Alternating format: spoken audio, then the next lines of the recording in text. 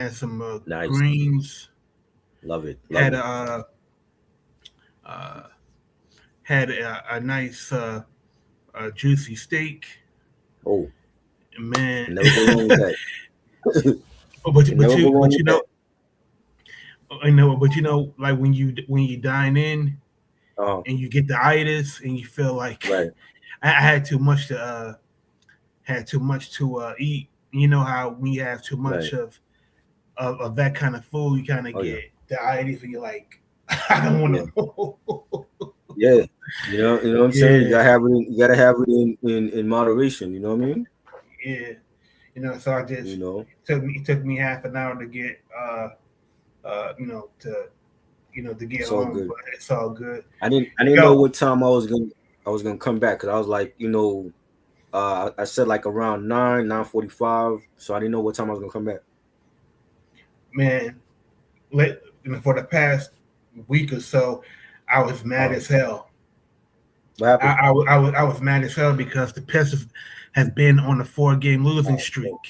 what's up with that? Because I heard like they lost like a couple games, but there's like when something like that happens, especially with the Pistons being the first place, it's like everybody's gonna cover it.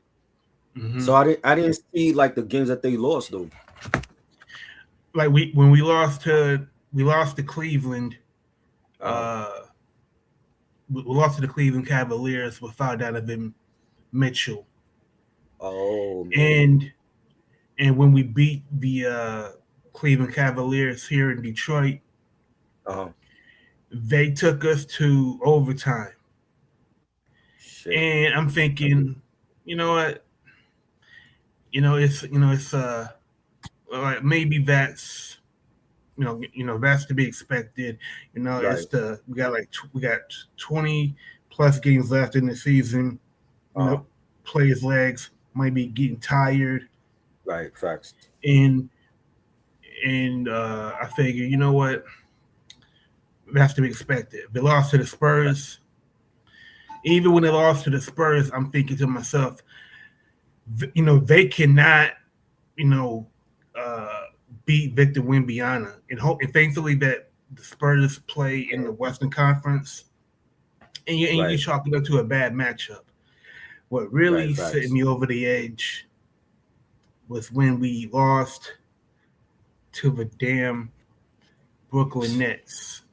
Oh God. The Nets of all teams. Wow. That's what raised my stress level. That's what Uh-huh. made me start seeing red and Uh-huh. panicking. It's Right. like, Right. damn, man. It's like, man, I could understand losing to the Spurs and the Browns. I mean, Right. and the Cavs. Sorry, because they're strong teams in their respective conferences. Yeah. Their defense, both of them Right. are very good. Uh-huh. They're going to you will struggle, scoring 100 against them. But when they lost to the Spurs, when they lost to the damn, I keep saying the Spurs, when they lost to the Nets, Right. I was angry. Then we lost to the Miami Heat, and it wasn't Bro. and it wasn't that we lost, Uh-huh. but we forgot how to play defense, and then we had a 20-point lead in the Right. third quarter, and then we lost it. So even though we beat the Nets yesterday, Yeah. I'm It's the still Nets.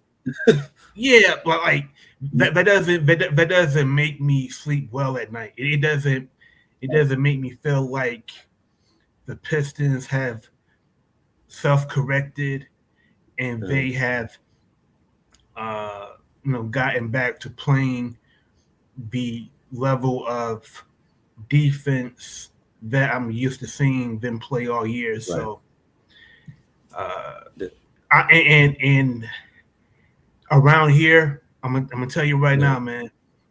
Uh-huh. Around here, there are a lot of people that are kind of worried that the Pistons will do the same thing that the Tigers did, which is have like a large lead Mhm. You know, in their like with like the Tigers, they had like uh they were number one Right. in the you know in their respective division for 3 months, and then they pissed it away in September.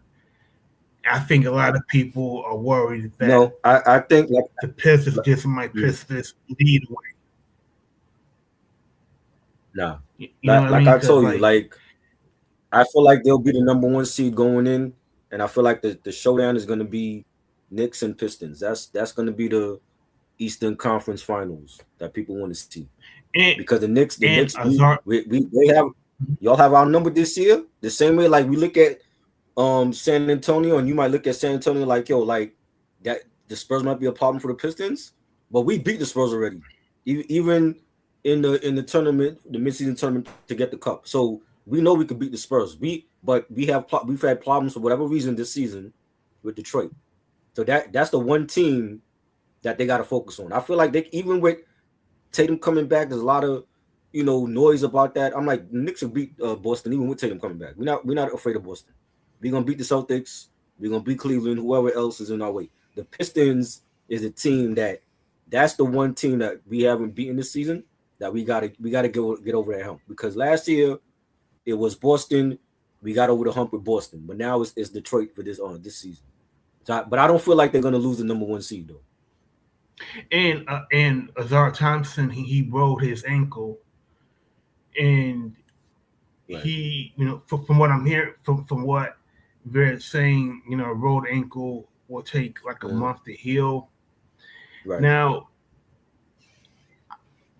in the best case scenario is that like the whoever we would play in the first round, they're going to be, you know, a bottom feeder in the first round, so we should be able, you know, to advance to the second round, you know, without Azar, you know.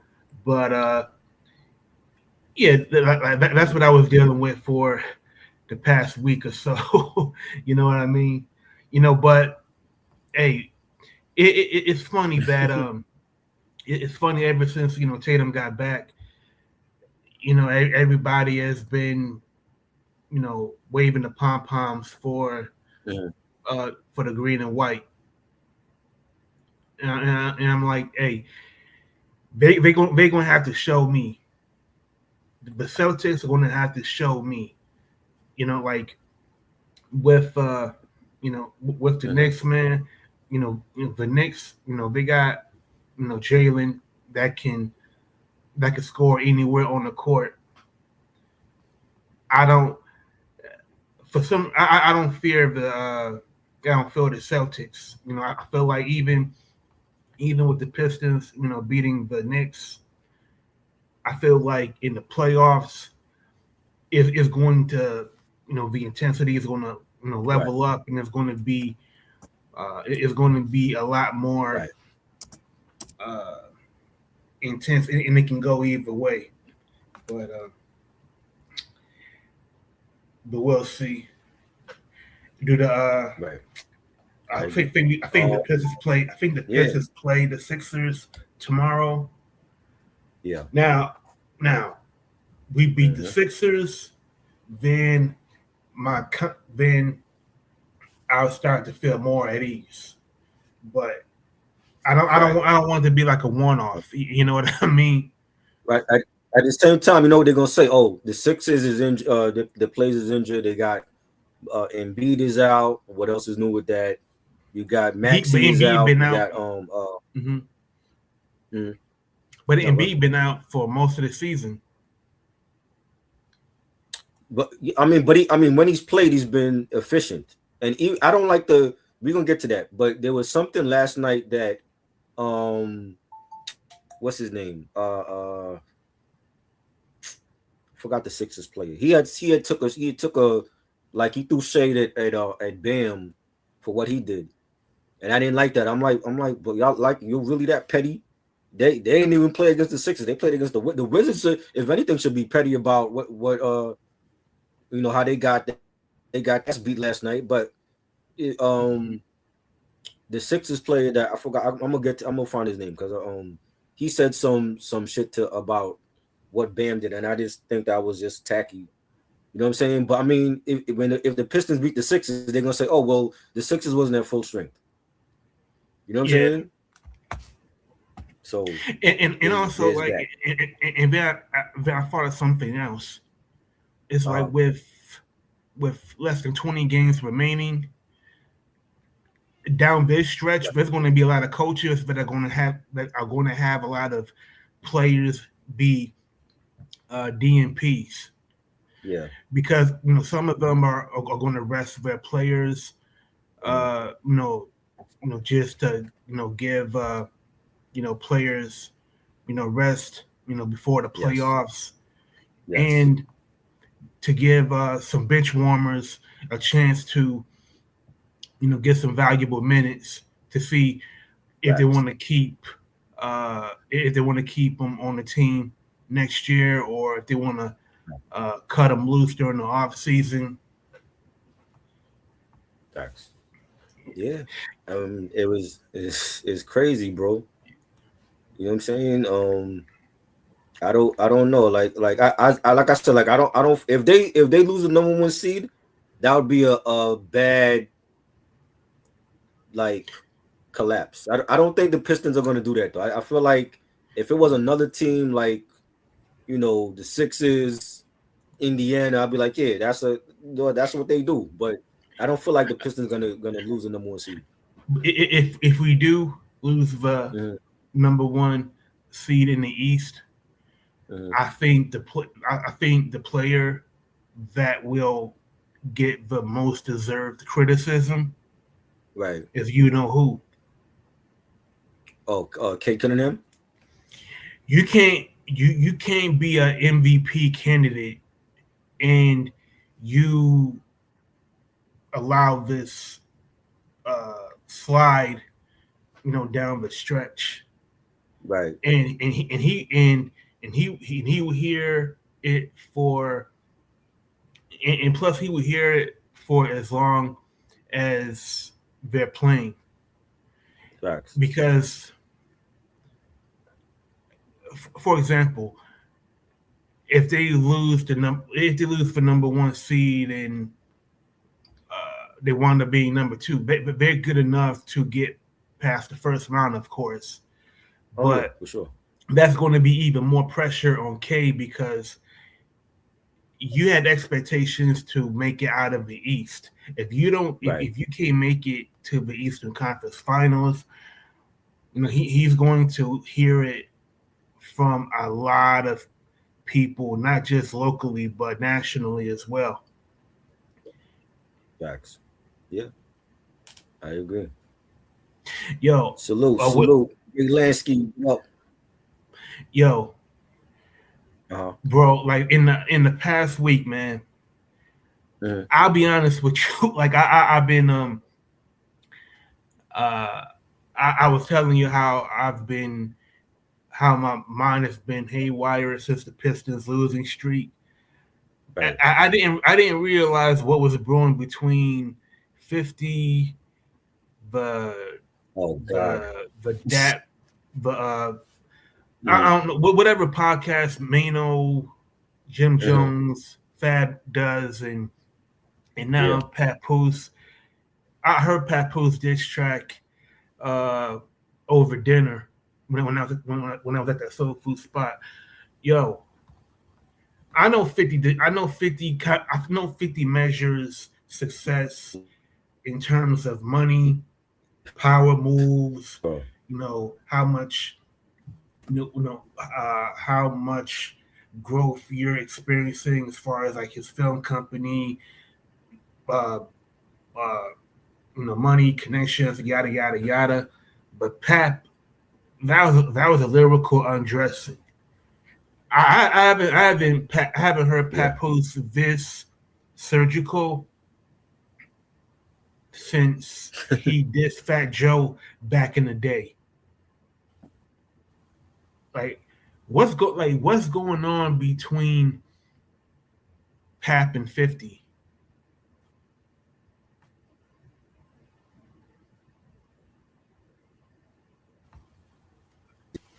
Yeah,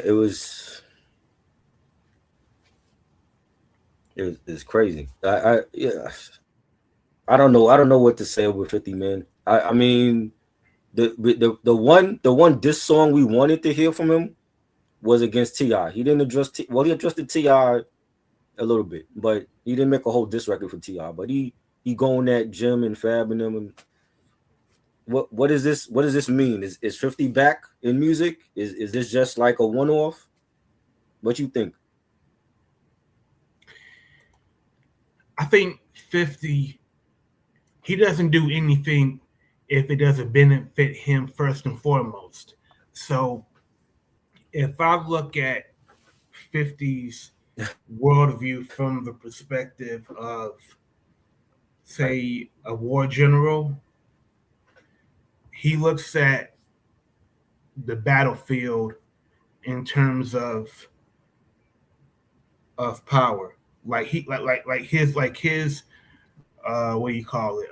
His fortress is his film studios, his TV shows, his money, his shows on Broadway, um, his connections, to Shreveport as far as like, building up that economy.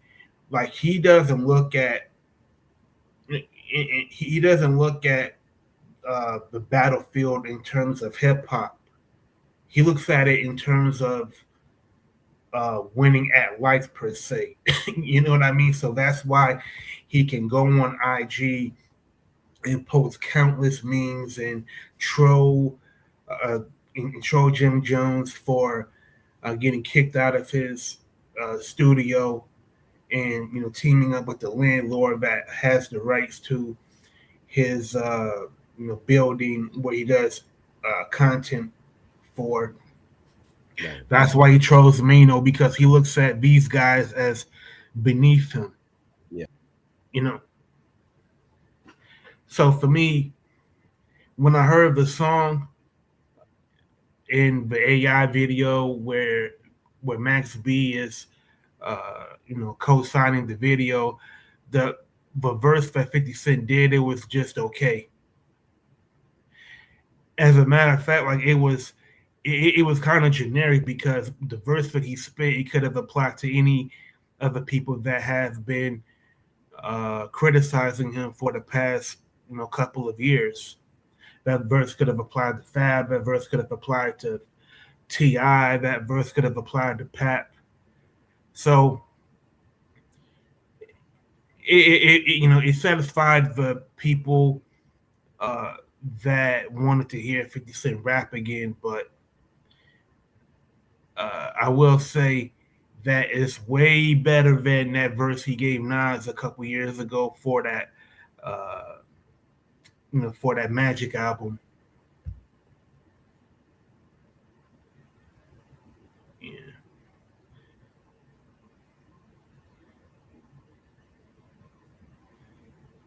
Yeah. While we're waiting for Triborough to enter, uh, yo,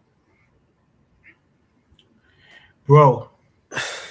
Well, I was My bad. yeah. While I was Mark, waiting Mark, for you to come Mark back. Nair said that shit sounds mad outdated. Wow. You talking about the 50 joint? Which Yeah, one?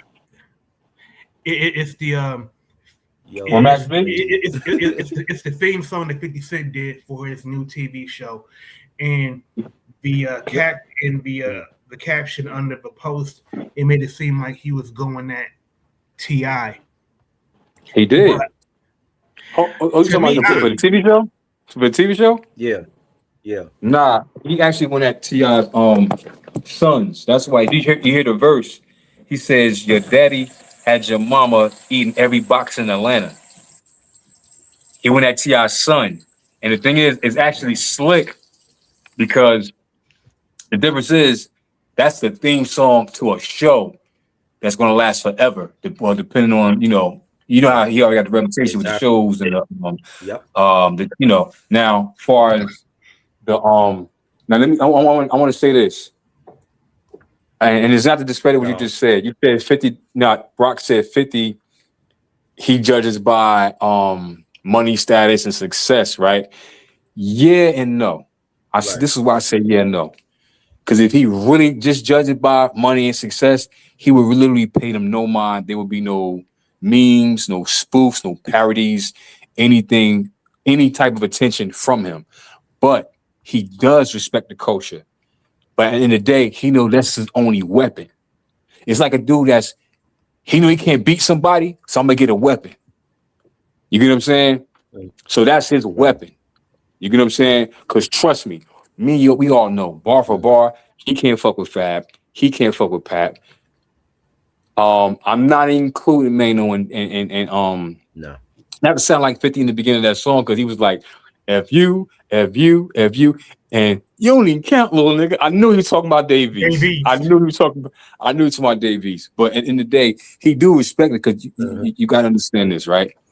Even back when he was beefing with Fat Joe and Jada, and he dissed Nas, right? He had more at the time. He had more money than all of them, but he knew he still respected them lyrically, and he still recognized what they did for the culture. So that's what makes him feel like I gotta go at them, because they are well respected in the culture. So I gotta do my part to take their respect. You get what I'm saying? Trust me, he listens to all them guys. You know what I'm saying? But he know he's not as lyrical, so he gotta say stuff like, "Oh, I got more money than you," just to get over to manipulate the mindset of the audience. You get what I'm saying? Because some audience be on some stupid shit, like the non-hip hoppers be like, "Well, he got more money than him." Money don't make the music. I don't want to hear you got money, because that don't make my music. That don't make me enjoy the music. I enjoy the music from what I actually hear. You know what I'm saying? Somebody said Papoose is a D-class rapper. What nigga? What planet you on? Wow. What planet you on? What planet you on? D-class. Nigga, give me your A-class rapper then. Give me your A-class rapper. Then I'll get back to you. So then, I don't know what you smoking that back. I don't know what the fuck you talking about. Real talk. Real talk. But some people feel like he's a D-class rapper. You know what I'm saying? D-class, my nigga. Rock Marcy. Hey, I agree with Kenny Mac. Rock Marcy is better. I do agree with him. Better than who? Better than Papoose. I do agree. Stop. Better than Papoose. Hold up. Hey, Rock. They got him, Rock. Hey, Rock. They got him. They don't have to be lyrically. I mean, artistry, though. Artistry, they got him, Rock. Artists. Yo, Rock. They cloned him. Damn. No, I'm saying artist wise, I think Rock Marcy is a better artist than Papoose. Artist wise. All right, you know what? I'm not going to debate. I'm not going to debate on that part. Music wise. No. But when he says D-class rapper, does he mean lyrically? Because here's the thing. I can have certain rappers as a better lyricist, right? Like, for instance, y'all might, hey, listen, everybody, I'm gonna say this in advance. You can come at me. I understand. When they had the debate about Nori and Beans, I was riding with Nori because I like more of Nori's music better than Beans. Yeah. Hold up. You just said that Rock Marcy is not better than Papoose, but you're lyrically, musically he is. Lyrically. What Nori ever said lyrically I was better than Beans? No. Beans is lyrically better than Nori. I said music-wise, I like Nori's music better. Rock Marciano, I ain't gonna lie, I can listen to more Rock Marciano music than Papoose, music-wise. But Papoose, I'm be honest. But even musically, I think Beans has better albums than Nori. Who? I think Beans has better albums than Nori, musically, as an artist. I think he's a better artist than Nori. See, I don't know. See, the thing is, like, I this is what I go by. I still listen to old Nori. I don't listen to that much old Beans unless it's my favorite album from Beans is The Be Coming when he was locked up. We had Purple Rain, One Shot Deal with Red, the song with Cam, the song with Hove. Yeah, so that's where I come to play in. You know what I mean? As far as like musically, you get what I'm saying. But other than that, if he said he's a better artist musically, if he says Rock is a better artist musically, I can go with that.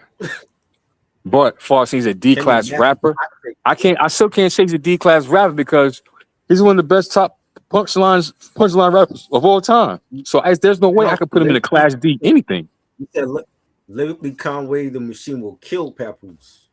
Hey, listen, I'm not even going there with y'all. I'm not going there with y'all. I'm not going there with y'all. I'm not going to do it. I'm not. My boy and Ransom will watch Papoose. Wow. Woo! I love it. Hey, hold. Y'all, all right, listen, I'm not debating with y'all. Y'all on your own. Y'all on your own. Yo, he can have trouble with Ransom. Yo, Ransom is a problem. Ransom a problem. Yeah. Ransom a problem. I'm not going there with y'all. He done named some heavy hitters. I'm not going there with y'all. I'm not going to y'all with Rock or not Rock. What's the name? With Conway. I'm not going there with y'all with Pap or Ransom. That's a Royal Rumble right there. I ain't going there with y'all. I'm not debating. I don't know. Nope. That's gonna be Sahara Prince. He made a statement with that's that. Kill. Who? Yeah. Sahara Prince. I never heard the song, but Sai, he be coming out the blue, he be in the cut, and then he'd come out and with a the last person he did was Joe Budden, trying to get Joe Budden to come out of podcasting and rap in the booth, but it wasn't enough. It wasn't enough. So, but I don't know. I mean, but he's saying, I mean, this song it's 10 years like too late, but I understand where he's coming from because he's saying like when Cole made the False Prophet song and he was calling out Kanye and Kanye's circle, Sahara was in that circle. You had Pusha T, you had Kid Cudi, you had Big Sean. Those were Kanye West artists. So if he feel like that, do Pusha T feel like that or the rest of them?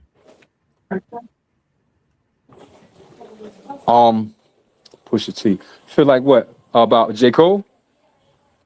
Yeah, no, about Kanye. Like if Pusha T feels like Sahara the Prince and he feels like, oh well, Cole calling out Kanye and his circle, you know, if he feel like that, are we gonna get a diss song from Pusha T or Big Sean against Sahara? I mean against Cole? But the thing is, Pusha T, like what Sahara said about Pusha T was very complimentary. I mean, it wasn't like Sahara completely. It wasn't like Sahara disrespected Pusha T at all. Right. And plus, I think where Big Sean, I don't even think that is even. I don't think it registers for him. Like I think he's so far removed from good music that he's not even thinking about, Sahara.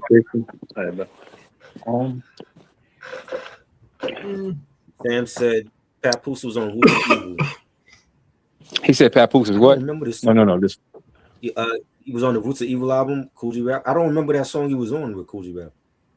Yeah, he was. Yeah, that was like early 2000s, and one of the videos that Kool G Rap made, Pat was in. That was when like doing like the alphabetical slaughter, DJ K Slate era. Yeah. You know what I'm saying? So, man, y'all got me though. Y'all got me. Whoever said that about Conway and Ransom and Pat, y'all got me. Mac is on it, bro. Like he's saying like, you know what I'm saying? Ransom will watch Papoose, Sahara the Prince, Conway. Whoa. Hold on. All right. He said, "Watch." All right. You know what? I snapped back out of it. Washed. He said, "Washed." He ain't washing shit. And this is I'm a Jersey head. I'm a Jersey head. You know what I'm saying? Ransom is one of my favorites. You get what I'm saying? Mm-hmm. But I'm be honest, music wise, I can listen to Ransom's music more than Pat. But lyrically, bar for bar, I wouldn't say he'll wash him. Now, who will beat? I don't know. But it won't be a wash. It won't be a Dipset Locks. Not at all. Not at all. Respectfully. If you put Papoose in the ring with Sahara the Prince, Ransom, Rock Marcy, and Conway, is he beating over? Get Rock Marcy out of there.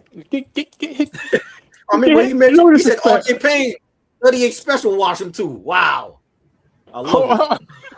Yeah. He said R.J. Payne. He throwing out all the hitters, bro. Y'all just throwing niggas in the laundromat early. Shit. But the thing is, I don't look at Rock Marciano as being in Papoose lyrical weight class. That's what I'm saying. Get him out of there. Get him out of there. I know we about to see Mike Tyson versus Floyd, but that don't mean we got to see Rock versus Pat. You get what I'm saying? Yeah. RJ Payne will watch. Now, I think RJ Payne and Papoose, that would be more compelling because RJ Payne, like his approach to MCing is similar to that of a battle rapper. Like he rhymes like he wants to take your head off. Rock Marcy is the Black James Bond of hip hop. I've never heard that term before. Oh, yeah. Wow. But again, I'm not gonna put him like on a lyrical pedestal at all. Rock be saying some fly shit though. I mean, I think it's because maybe like he rhymes like more relaxed, like more of a smoother flow compared to Ransom and RJ Payne. But Rock be saying some shit. No, he do, but his delivery ain't aggressive enough. Fuck with them. Right. Sorry, it ain't. I mean, but does it need to? Does he need to be aggressive against Papoose? Against somebody that is as battle tested as Papoose, I would think he would need more than I rock Pat. Now, Ransom and Pat, hey bro, Ransom is a beast, but I'm not gonna say he'll wash Pat, and I ain't gonna say Pat will wash Ransom either. You get what I'm saying? I think it'd be a good pound for pound battle, and then y'all want to throw in Conway. That don't help. Yeah. And RJ Payne, RJ Payne might be like his. That might be the one to take him out. Hell no. Take who out? So? Take who? No, who? Who you talking about? Take out who? If we put all of them in the ring right now. Nah, I can't. Nah. It's too early. It's too early. He can't take him. I'm sorry. It's too early. Yo, I can't say RJ Payne will take out Pat. Yo, he need more work. I want Unc to come on here. Unc, what's good, bro? Yo, Unc, come on here. If this was a boxing match, RJ Payne versus Papoose, Monday, it would go the distance. I'll see Tuesday then. Yo, if it was a boxing match, RJ Payne and Papoose, it would go the distance. He's not beating all of them. So he gonna lose to Conway or he gonna lose to RJ Payne? I don't think he's beating all of them. But you say, hold on. Y'all said RJ Payne versus Conway. Stop. No, I'm talking about RJ Payne, Conway, Rock Marcy, Saha the Prince. Yo, take some Marcy out of here, man. Against Papoose. All of them in the ring against Papoose. Papoose not beating all of them. And yo, hold. What? You're gonna have Pat? No, hold on. You're gonna have Papoose treat Rock like Dave East got treated by 50. Nah. If it's you talking about like a battle royale style competition where Papoose got to fight his way to survive. To me, if it's like battle royale style where Papoose in order for him to level up a level to survive, he has to lyrically fight Conway, RJ Payne, and Ransom. Now Kanye's a problem. I mean, not Kanye. Conway a problem. Conway is a serious problem. If he's in the ring with all of them, who he beating all of them? Like Rambo. No, he's not doing that. He's not doing that. He's gonna lose to somebody. RJ Payne, stop. RJ Payne's that guy, but don't. He'll wash Pat, man. Y'all bugging. I mean, if Papoose is Rambo, if it's like Rambo where he has to kill to survive, I think Papoose is going to get to he's going to make it, out of the jungle because Papoose, he's the very opponent that that you would have to get through. Like to me, I think it would be the opposite. I think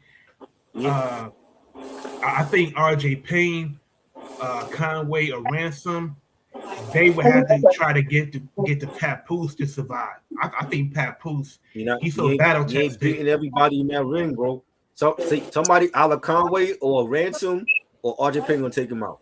You're not gonna beat RJ everybody. Payne gonna take who out? Hold on. RJ Payne gonna I take think who RJ out? Payne will take out Papoose. I think he'll take him out. Papoose. No, in the name of Brooklyn. No. Wait, hold on. Okay, Where's so RJ Payne wait, let from? me ask you. So if you, all RJ right, so Payne. you saying that He's in the dope. ring, Papoose will beat all of these lyricists, right? So Yeah. like, where do you rank Papoose on your all-time and like top 5 dead or alive? Where do you rank Papoose at? Lyrically, Yes. on a punchline tip, bro.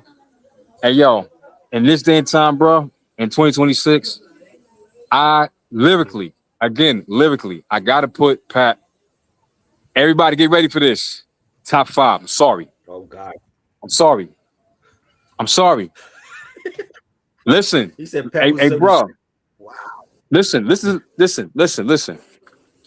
Top 5 in 2026 lyrically punchline. I'm not talking about music. I'm talking just about the punchline. I'm talking about that cat that's itching for somebody to battle him, and he got bars. Like, I don't know what happened with him at 50. I just think he just started with 50 because I didn't know 50 even had a problem with Pat. You get what I'm saying? That just came out of nowhere. I know. I don't know. I'm saying like top 5 or top 10 all time. Where you ranking Papoose? It's at the top. He's at the top. He's at the top. He's in top 5? It's at the top. All time? Punchline rappers. It's between. Listen, it's in the top 5. I can't say the exact number now because I don't want to like forget the Lloyd Banks, the Fabs, Right. who else? Jadakiss. I mean, Jada? but more Jada got bars, right? But I don't put him as the punchline like that. You know what I mean? I'm talking about punchline. It pop every bar. He got. Don't get me wrong. He do got it. But see, with Jada is more of a it's more that aggressive delivery. That's why I always say that Fab and Jada is a continuation of Hov and Big. Right. You know what I mean? Fab was more punchline, bar for bar, but Jada had got that aggressive flow, like how Biggie had that aggressive flow with it. All right, have a good one. And Biggie had the punchlines too. But Jay was more of it word for word. You get what I'm saying? Okay, so you got Banks, Fabulous. You got Papoose in the top 5, right? Who's the other 2? She trying to set me up. Hey, hold on. No. Hey, listen. I'm asking like who's your top 5 punchline? punchline? I might sign. All right. There's no particular order, right? But I gotta put Doc. I gotta put Doc up there. Redman? Of course. Gotta put Doc up there. As far as punchline raps, I gotta put Doc. Honorable mention, Banks. Gotta put Banks. Banks in top 5, right? Yeah, Banks, Fabulous. Redman, Papoose. And I can't. And listen. All right, good night. Have a good one. Get home safe. Big L, oh man, how can I forget Big L, man? Harlem, forgive me. Harlem, forgive me. Lord Finesse, Chino Excel, Bronx, forgive me. Jersey, forgive me. But still, hey, listen, 2026. Listen, it's one thing with Pat with those names that you mentioned. I get that, but respectfully, when it comes to the Ransoms, the R.J. Paynes, the I don't know what. Shy the Prince. I didn't even hear the record yet. That he did. But what's his name? Who he did? Cassidy. You forgot Cassidy. Little Wayne. Nah, you know what? I did forget Cassidy because Cassidy is a bar for bar. And who? You said who? Mark Nash said Cassidy, Lloyd Banks, Fab, Big L, Little Wayne, Royce the 5'9", Ludacris. Scratch. Little Wayne.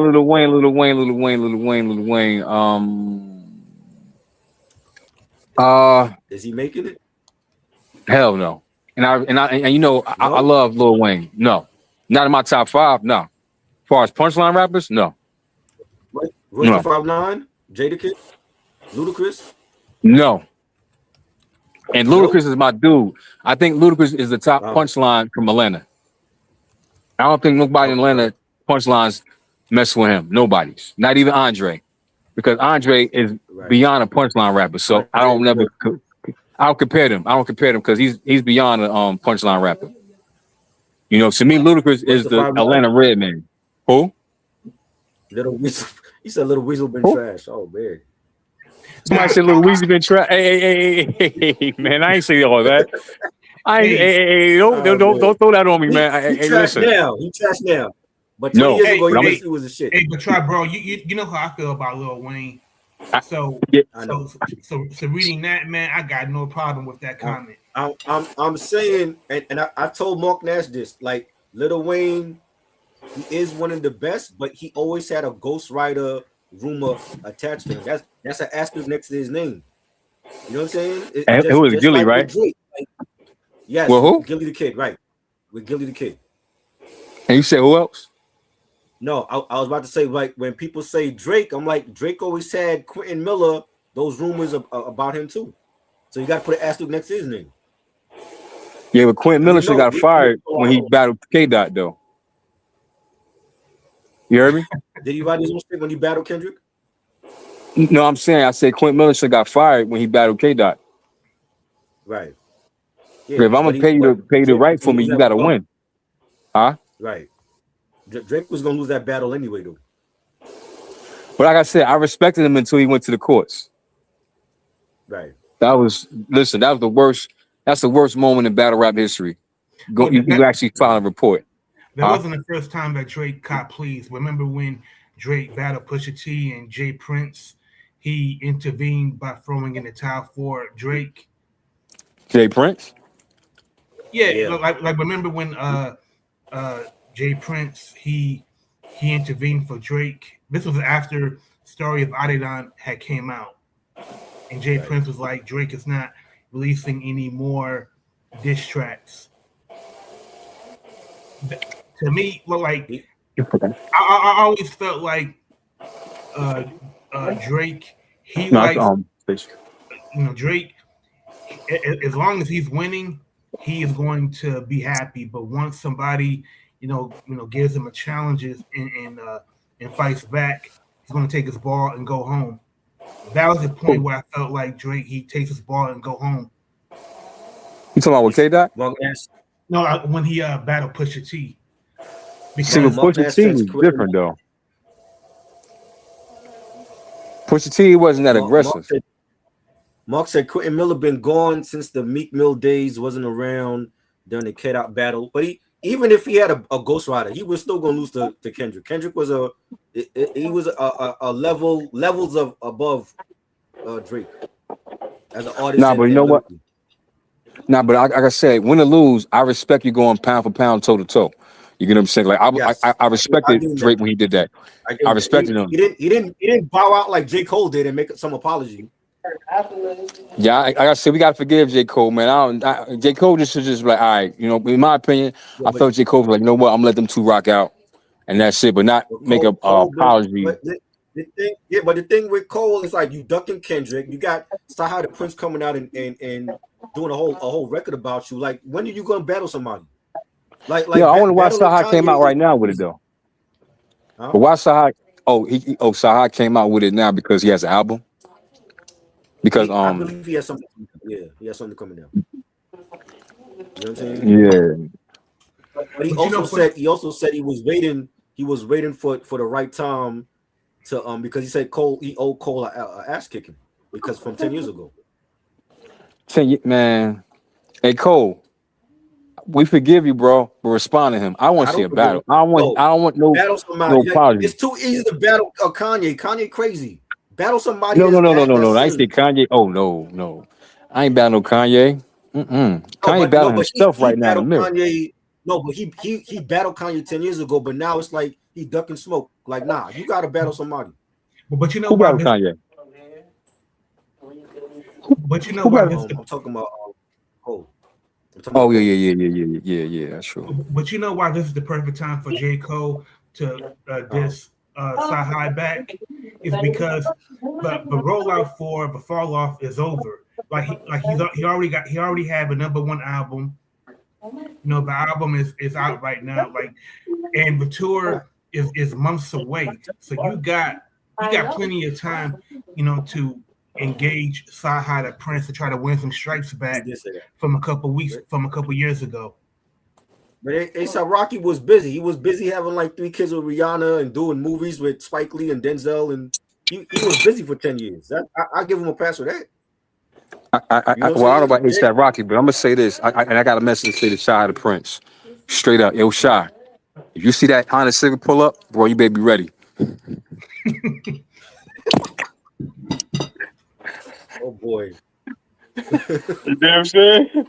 Look, I never heard no rumors about Baby Keem helping Kendrick with his writing though.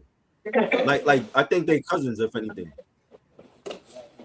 I'm saying, if that Honda I didn't Civic hear. pull up, get ready. Because right now, But Cole is right now in that Civic writing them bars for Saha. but the ill thing is that Saha, he had a bar about that Civic. Something about that he was glad that it broke down.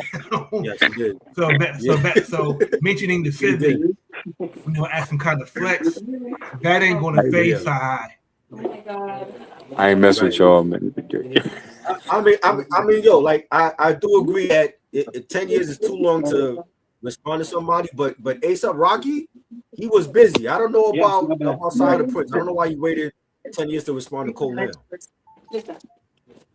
So Side of Prince battle A$AP Rocky or Jake? Hold up, who battled A$AP Rocky? I'm saying A$AP Rocky dissed Drake. And he had an issue with Drake, and he said it in an interview too. Like he don't fuck with him because he said like Drake started acting weird once A$AP started to like get more popular, and the whole thing with Drake and Rihanna, they dated before. That was before A$AP, but A$AP called him out.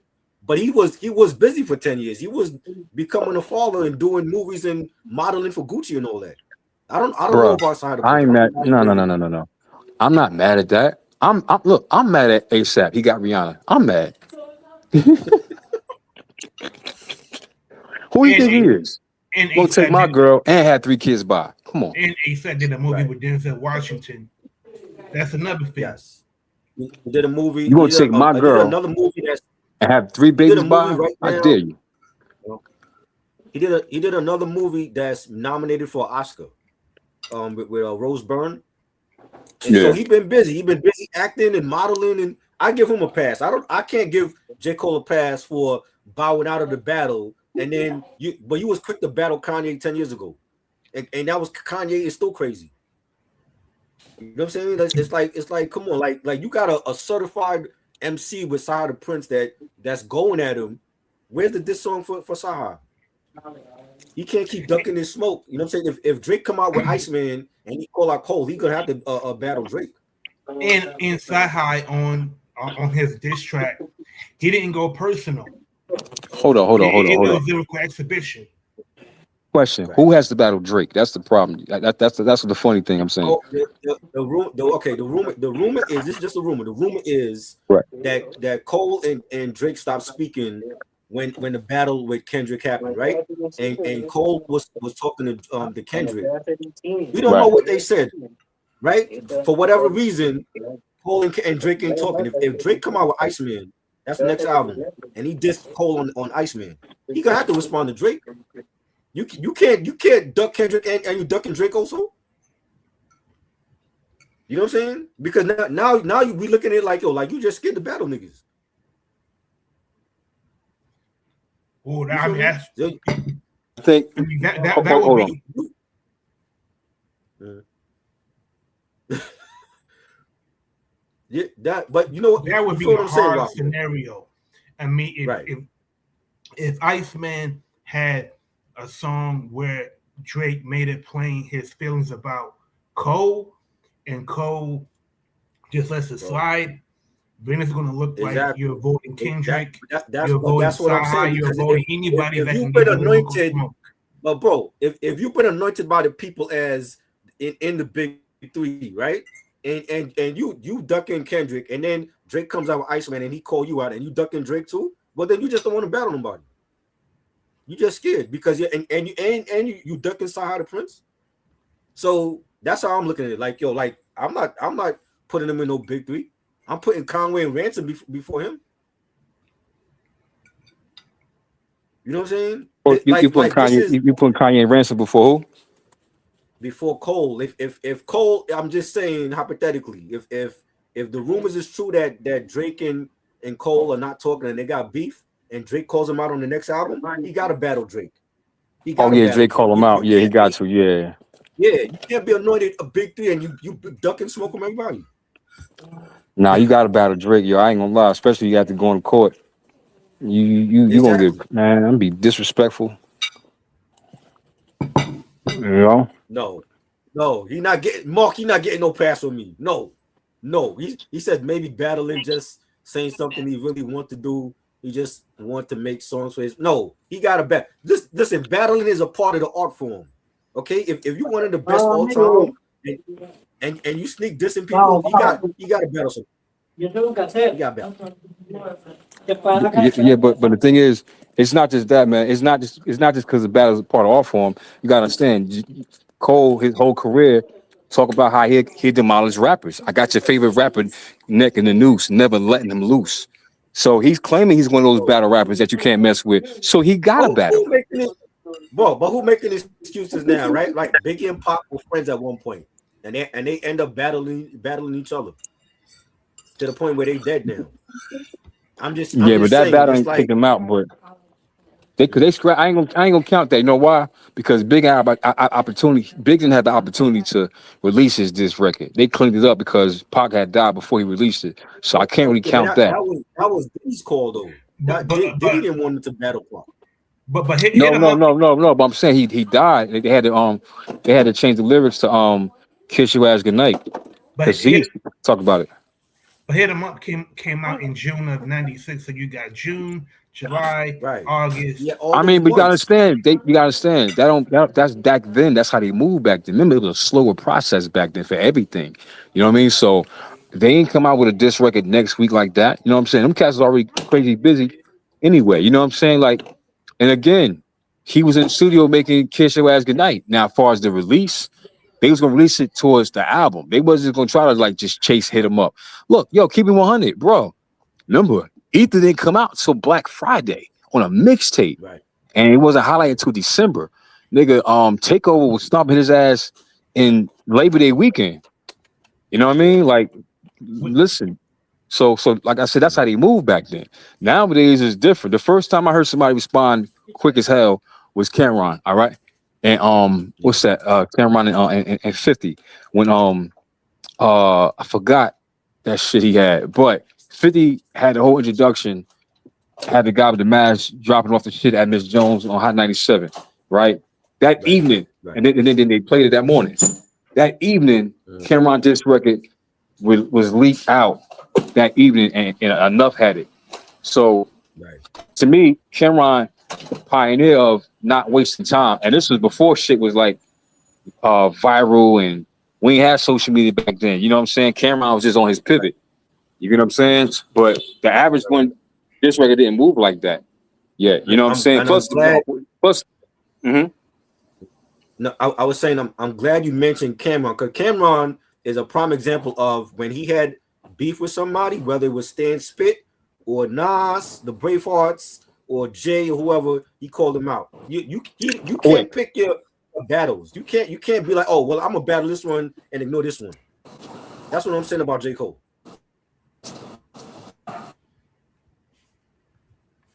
And also, remember when Common and Ice Cube got into it? Not at all. Common responded to West Side Slaughterhouse because Cube, Mac 10, and Dub C, they thought Common was just in the West Coast on I Used to Love Her. I Used to Love Her. So, yeah. Yeah, so when West Side Slaughterhouse came out in '96, Common, he put out a white label called The Bitchin' You. So Biggie could have put out a white label between June and August. Again, you can't compare that. Let me tell you something. You can't compare that. Why? Again, back then the average person didn't move as fast. Biggie was occupied. And on top of that, man, The art of war, the power is patience. When it comes to the art of war, the power is patience. You get what I'm saying? So again, you can't say he could have did it because somebody else did it. Don't knock his process. That's just how he did it. But You get what I'm saying? the thing is, back then, yeah, but back then, when you drop a diss record, sometimes they would actually see you. Like when Common dropped that diss record, Mac 10 ran up on him in California. They ran up you know on him why? out there. You know why, right? Because Common released that shit at the House of Blues in LA. That's some bold shit to do. You know what I mean? He was nervous. Nigga, I've been shitting so much bricks out of the projects out that motherfucker. You feel me? Yeah. And in the West Coast. But seriously, like that's just how they move, man. And I get what you're saying, Rock. You know what I mean? Like, but you gotta understand, like, it's a difference with a Biggie lifestyle and a Common lifestyle back then. You get what I'm saying? Like they had Biggie all types of occupied and busy with all types of shit. You know what I'm saying? Like, you know, he ain't had the lifestyle that what's the name had. But and again, in the mixtape era though, as times, you know, evolve, Kiss and Beans was a back-to-back. I think Beans won. I think Beans took it more serious. You know what I mean? I think Kiss took it as a joke because that beat was a joke. Kiss went to Philly and performed the diss record in Philly? Yeah, he was bugging the fuck out, yo. They threw all types of Philly cheesesteaks at his ass. Nah, he word is born, yo. Like, nigga, what? Like, all type of beards in that crowd was ready to go crazy. Nah, I can't. I need that on a t-shirt. I need that on a t-shirt. Hip hop is not for the weak. Word is born. That's exactly what I'm talking about. Like J. Cole needs to know that hip hop is not for the weak. You can't be like, oh, well, this is my friend. I'm not gonna battle him. See, that's the thing. You know, they could have had a friendly battle and still been cool. But you know what I'm saying? Look, like I said, I would have gave my bars and fell back just because I see the shit was more serious between him and K Dot, Drake and K Dot. Mark, get on here, yo. How we bugging? I sent the link in the chat, yo. Get on here. About who? Bugging about who? About who? I'm saying hip hop is not for the weak. That's part of the art form. You got to battle MCing. We want to know who the best. You know what? You know what though? You know what though? You can say battling is not for the weak because some niggas in hip hop are weak. That's just the fucking truth. You know what I mean? Maybe it's cold. That shit that Drake did. Is Drake hip hop? Is Drake hip hop? We gonna get to that because I want to ask you all something about Drake. We gonna get to that because that shit was weak as hell going to the courts, man. Drake. What Drake did in court is not hip hop, but you gotta respect him for actually going at one of the best or who people feel like is the best. I know it's the way it ended. Right. This is the way it ended, though, man. That's not hip hop. That part is not hip hop. To put it in basketball terms, I think J. Cole is like an AAU player. Hey! Oh man, where you know battling, where battling your own competition is something he doesn't want to do. Like if it's like below, this is the NBA. This is the NBA. If people anoint him as one of the best, if you Anthony Edwards and Kendrick is, LeBron, you gotta be like Anthony Edwards. You can't be like, oh, I don't want to battle LeBron because he's my friend.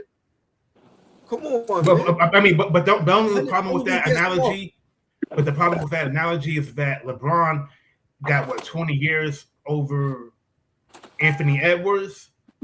Like that to me, I think the analogy would be better if it was like LeBron and say Carmelo Anthony, right? Or Anthony Edwards and say Kay Cunningham, right? Okay. Hey, Rock, hold up. Say it again. No, go ahead. No, I was gonna ask because he brought up Carmelo Anthony. So, right, you know how I do the whole analogy with the hip hop / athletes, right? So you saying the big three, Drake, what's his name, K Dot and Cole is like Dwayne Wade, Carmelo and LeBron. Right. Yeah. Like that. Yeah. Because they were part of the same draft. Yeah. I get it. Yep. Only two of them got a ring though. Only two of them got rings.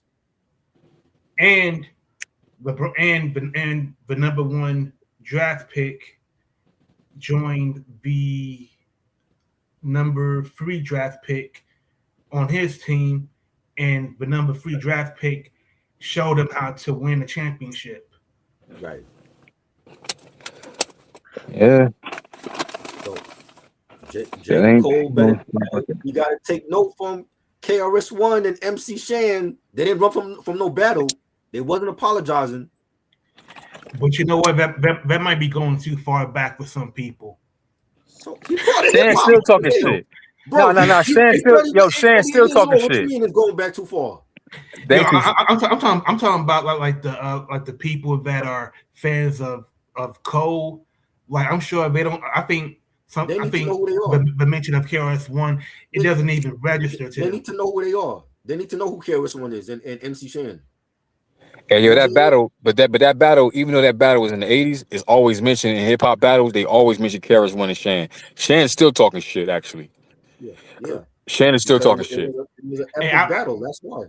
You know, I remember on that Beef DVD when KRS-One said that he has a rhyme for every rapper that's on the charts, and he had to been in his late 40s, right? You know, so his level of competition never wavered. But the thing is, I think who's in his late 40s? No, when KRS-One made that comment that he has a rhyme for every MC on the Billboard charts, he said that in 2002. Oh, I thought you said somebody was in their late 40s when he battled. I'm about to say, nah, hell no. I thought you said Shan was in his late 40s when he battled KRS-One. I'm about to say, damn, nah. But again, man, like Shan still got pride. Matter of fact, Shan at that Beef DVD, he had an actual rhyme for him. You know what I mean, for KRS-One still. So listen, but again, I respect Shan because he went through it. You know what I mean? Listen, you battle like a fight. You know what I'm saying? It's one thing when somebody win and lose, but when somebody who lost put up a fight, I gotta respect them. Exactly. You know what I'm saying? I gotta respect them. Right. I ain't respecting somebody running from the ring like Jake Paul and Mike Tyson in the first round. They get run like a bitch, like a mice. J. Cole is Jake Paul right now. He's running from smoke. But you know, I mean, he better not run from no shot of Prince.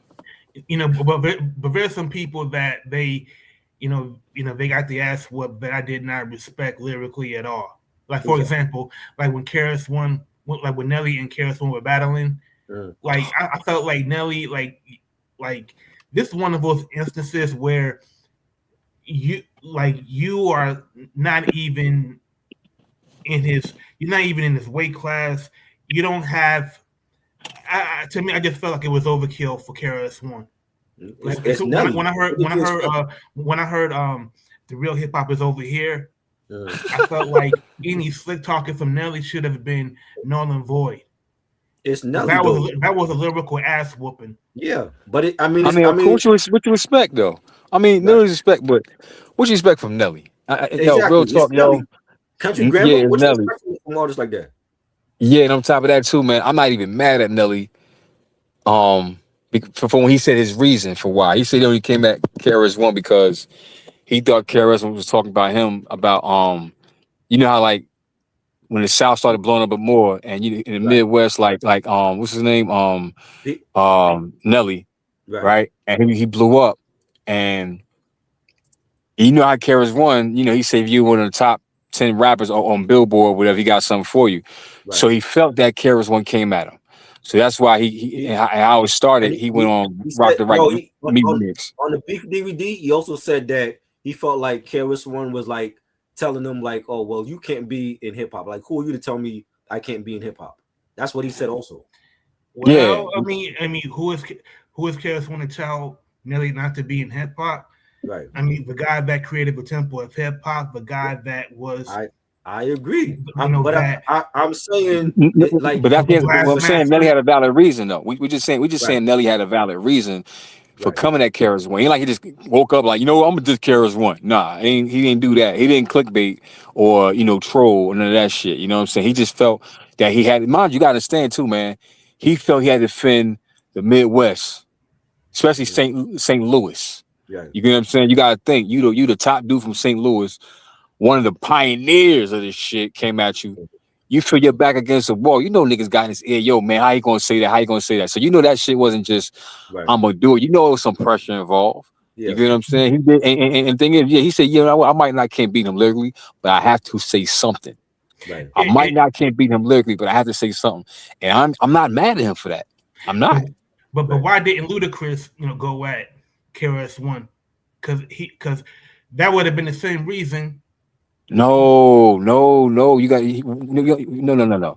Why would Ludacris go at KRS One? KRS One acknowledged Ludacris as a lyricist. Mind you, you can hear the KRS One influence in Luda's lyricist. He's not, KRS One wasn't going that lyricist.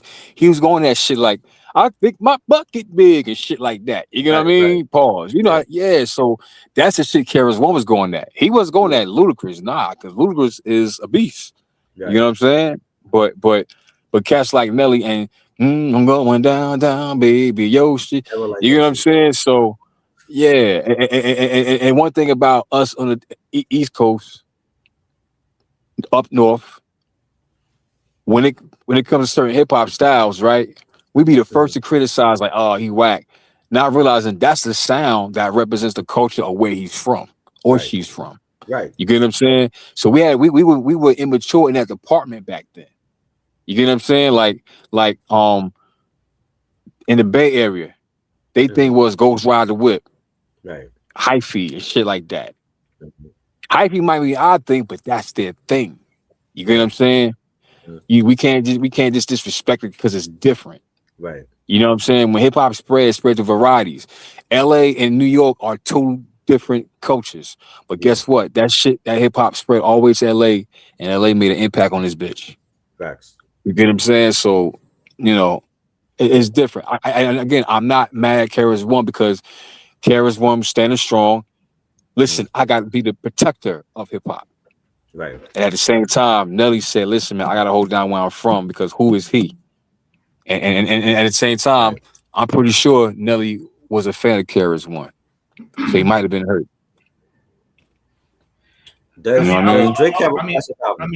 All I know, to me, it felt like when I heard the real hip hop is over here, it was like shooting fish in a barrel. You know what I mean? It was, it really, it didn't do anything for Nelly or KRS One. It didn't make people respect Nelly even more as a lyricist, and for KRS One, it didn't help him sell any more albums. So for me, if nothing else, it was just lyrical flexing from KRS One. Like, you of all people cannot challenge me. And I wish KRS One would have went at somebody that was actually dope as a lyricist. Right. I mean, like does Drake have a classic? If it was somebody from the Midwest, I mean, it would never happen because both of them, I would imagine, have respect for the other. But shit, if you're gonna declare war on the new generation, I would love to see KRS One go at Twister back then. I mean, it would be a style clash, but at least make it entertaining. I don't think KRS One would have went at him though. Yeah, and that's why I said I would imagine both of them, with both KRS One and Twister, respect the other. But my point was, like, if KRS One, wants to flex and show the new generation that the old school is not going to be put out the pasture, I would have loved to see KRS One make a diss song at somebody that could actually put up a fight. Right. Does Drake have a classic to you all? Yeah. He has a classic album? What's his classic album? Take nothing was the same. I think I like that album. Okay. Okay. Rocker, does he have a classic? The first mixtape, So So far Far gone. Gone. That was fire. Um, you know what? I'm going to say I don't listen to Drake well enough Uh, to really to really say if he does have a classic album or not. So I'm gonna set this one out. I feel like what Ray said. I think So Far Gone is mixtape is a classic, one of the best mixtapes ever that came out during that time. And I feel like Take Care is his best album. But is it a classic? I don't know, because I think people in this era don't really know what classics are. And I think they're getting confused by what's a good album and what's a classic. A classic album is something that's timeless, that you could play through many eras and decades, and how it shifts the genre and the peers in it. I don't know if Drake has that in his discography. You know what I'm saying? I like, even though I feel like Take Care is his best album, I'm not putting it with Doggy Style or The Chronic or Purple Tape. I don't think it's that. You know what Nah, I'm but you saying? know what? Uh-huh. Come on, in this generation, they Right. might a younger generation might say break down a bunch of Drake albums that's classic. Like a younger matter of fact, I'm gonna tell you who I was debating with a little bit on Uh, Instagram Live maybe 2 years ago.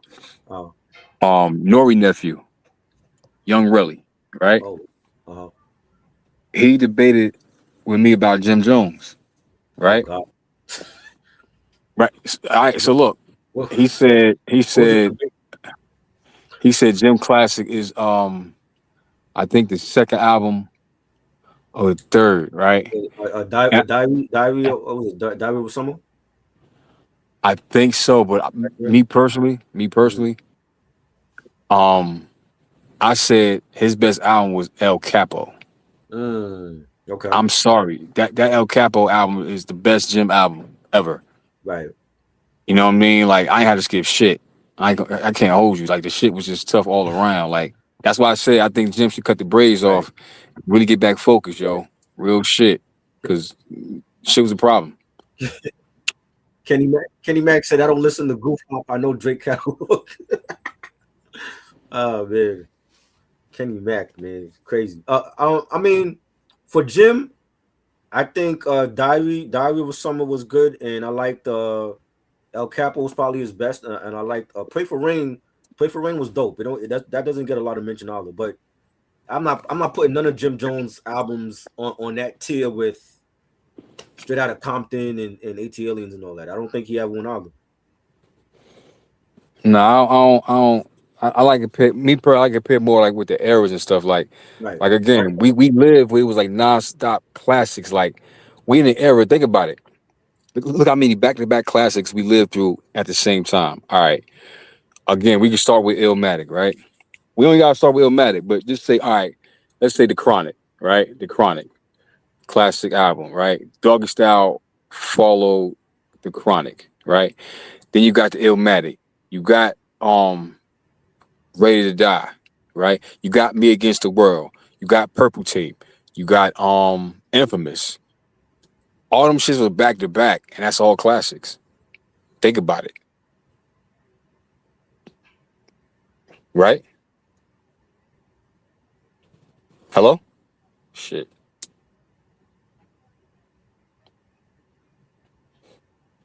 Hello?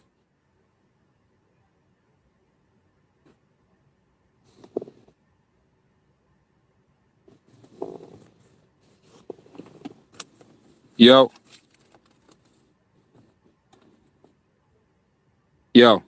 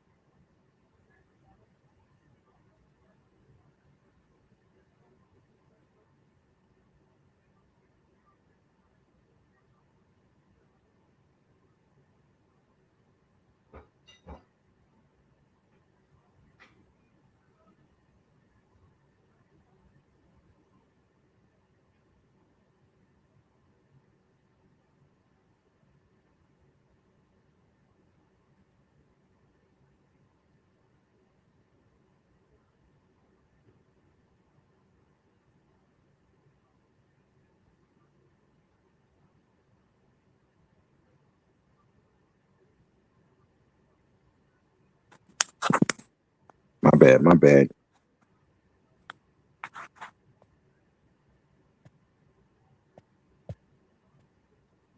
My bad.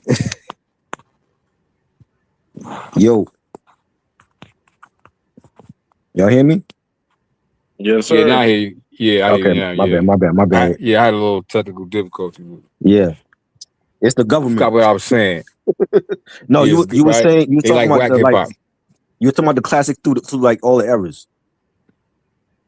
All right, so look at the era we lived through, right? Again, Right. let's just say early to mid 90s. Mhm. Chronic, Doggy Style, Right. Illmatic, Ready to Die. Not to mention the Mhm. Wu-Tang, right? Right. Into the 36. 36, right? Yeah. Not to mention back-to-back infamous Purple Tape. Right. You get what I'm saying? Right. It was written, Me Against the World. Right. You know what I'm saying? Yeah. All Eyes on Me and Machiavelli. Right. Classics. You get what I'm saying? We were living in classic moments, not realizing they were classics until later on, you know? Right. So Right. Yeah. Mark Nash, what up?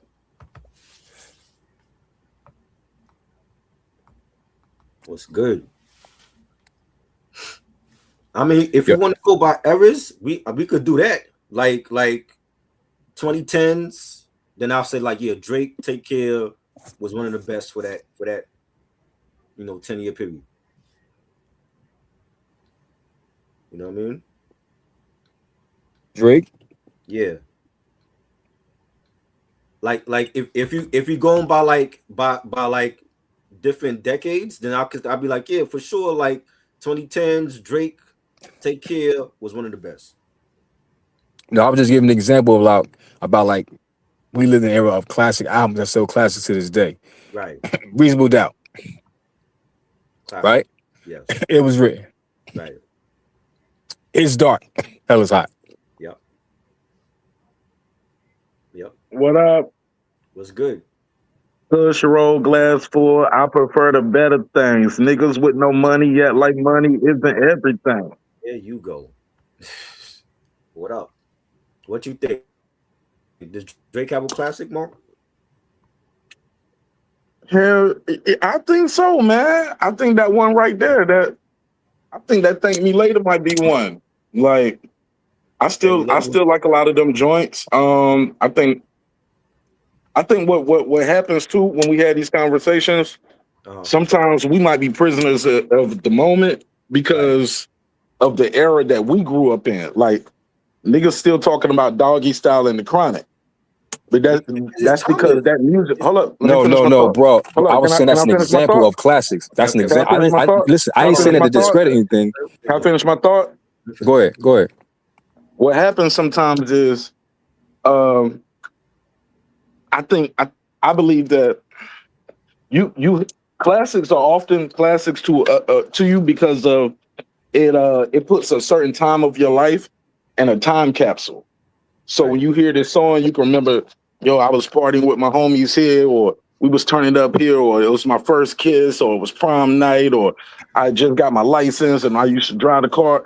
Like, it's a classic to you as well because of the timestamp and the time capsule. It puts certain moments in your life. So when you hear a certain album or song, you can just go back to those places. Right. And I think that's where we sometimes become prisoners of the moment because we're not going back to these songs. Like, we were already grown ass men and with bills and shit when Thank Me Later came out. You know what I'm saying? When a lot of these Drake songs came out, we don't go back to our college days or our high school days. Like, nah, nigga, I was working at Rent-A-Center, busting my ass, and you know what I'm saying? Like, you don't go back to these songs and these albums a certain way as you do those older classics of yesteryear, because you'll be hard pressed to find people of your age and my age up here to put to name 5 albums that you can put right now. Like, yeah, I could put these right beside Chronic and Life After Death and All Eyes on Me. We're like, nah, nigga, these niggas got to work harder. You know what I'm saying? We became the unks and the OGs, and we became our fathers and our uncles and our OGs because we be like, man, these little niggas ain't saying nothing. And they be like, man, y'all ain't saying nothing. You know, but I digress. Go ahead. Hey, listen. Go ahead. Now I was saying I agree with what Mark is saying, but at the same time, it's like when because of social media now, and you have these young kids that they want to comment and go back and forth with the OGs. So we got to tell them like, yo, y'all haven't lived life long enough to say what's a classic, because if you're not 20 years old, you wasn't around back when a Lil Wayne dropped Carter 2. So you can't tell me what the best rap album was from 2004. You wasn't even born. You know what I'm saying? So it's like this is the problem with the young generation not listening to the OGs. You know what I'm saying? It's like classics do not happen overnight. An album that come out now, an hour later, it's already a classic to a lot of them. I heard a lot of people say that about J. Cole album when after it came out. Oh, it's a classic double album. It just came out. How is it a classic? It's only a month old, if that. You know what I'm saying? Like when we grew up in the era of Wu-Tang Forever and All the War by Bone Thugs and Life After Death and All Eyes on Me, we had to live with those albums for years. No, we didn't say after it came out a day later, it's a classic album. You don't have an instant. You don't remember instant classics when you were growing up. I've never said name that. One song the only thing that I knew of a classic was reading the Source magazine, and they got their ratings always wrong a lot of times. They'd have to go back and change their ratings. That's the only time where I saw the word classic being used. I never grew up using that term, because for me, if it was an album that I liked, it just became my favorite over time, where I was playing it every day. But I never said, oh, this is a classic album that Biggie just dropped. I didn't use that term when I was a teenager. Okay, well, just because they didn't use that same slang, but the meaning was there, right? Just because you say something that's fire or dope, to a degree. The meaning. But Mark, I'm saying example. The very first time I heard Nas, it was written, I was like, oh my God, this shit is crazy. I knew instantly that was a classic, because I'm like, I ain't never heard nobody do this shit before.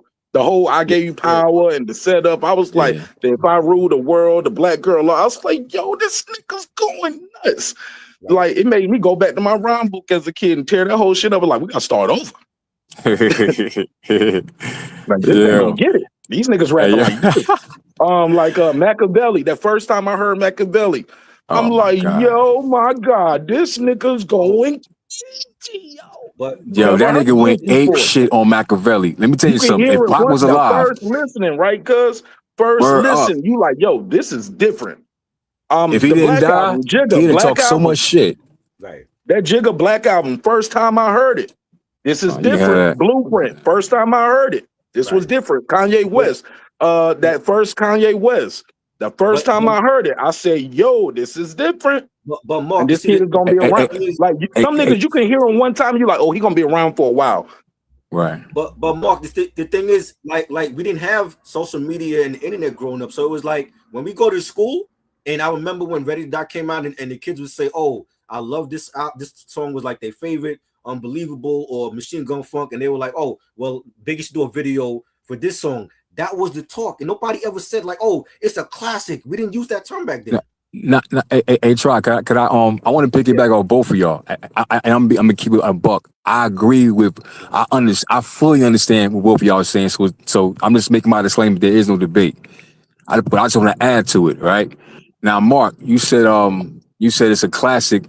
I understand what you mean by like, yo, you first hear something, the impact is so strong. You're like, yo, I know I'm gonna fuck with this forever, and so to speak. Am I right? Like you get the impact so strong. I mean, you end up knowing the words to the song by the end of the week, nigga. You be knowing the whole verse. No, and there you go. Right now, I remember either you, Freeze, or Try. One of y'all three that said a few conversations ago. You said classic to me was not so much of classic, but let's just say a 5 mic in a source, right? Now this is where Triborough is coming from. Let me finish. Let me cook for a little bit. Take your time. Triborough is saying the word. He ain't saying it's not the dopest, but he's saying classic wasn't used immediately when certain things drop, because really classic really is in the category of age. Right. A 57 Chevy wasn't a classic when it dropped in 1957. Exactly. You get what I'm saying? What makes a classic is age. When it ages like wine, it ages gracefully. It ages like gold and increases the value. You get what I'm saying? So that's what classic originally falls in the line. Not an immediate positive response. You get what I'm saying? You know, but again, to your point, it's like, yo, this shit is so strong. I know it's going to be a classic. You know what I'm saying? And you're right. We can't be prisoners of our own war. You're right. But when it comes to any era of classics, I don't think that it's just the classic that we grew up to. You know why? Because it's classics I listened to that were out before I was born. So I know it's not just about the era we live with. Yes, the era we live through, especially at a, you know, whatever stage, whatever, those classic moments bring you back to, you know, that era. That's what makes those albums that we name so special to us to this day. And it's still albums older than, not older, but then when we got older, like say for instance, the albums right now, which this whole what do you call it? Legend Has It series. We're gonna appreciate it more years from now. You get what I'm saying? Like the Legends came back with something, whatever. You get what I'm saying? But a lot of shit we call classic because of the age, not so much as the immediate impact. That's all I was trying to say. But I understand, but I fully understand both of y'all, because we hear a certain song, it's like, damn. You said you heard it was written. You said, oh shit, like you knew it was going to be the Machiavelli, nigga, Machiavelli, yo, like that's a, you know.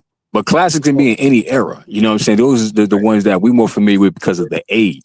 That's all, the age. We're living in an age of instant gratification now. So it's like they quick to label things are classic, movies, music. They're quick to anoint certain sports players the GOAT when they're not really the GOAT. You know what I'm saying? So that's the era that we're living in now compared to back then. Like Ray explained it perfectly. That's what I've been trying to tell people. I'm like, bro, shit got an age. You just can't need some age to come out. Like real talk, legend can't be immediate. Nigga come out with some bars, he cannot be called a legend. He gotta have some age. Like a lot of people that we call legends, they earned the shit. You know what I'm saying? We have battle rap legends now. You get what I'm saying? But they've earned it. Jay Mills, regardless of what, he still will always be a battle rap legend.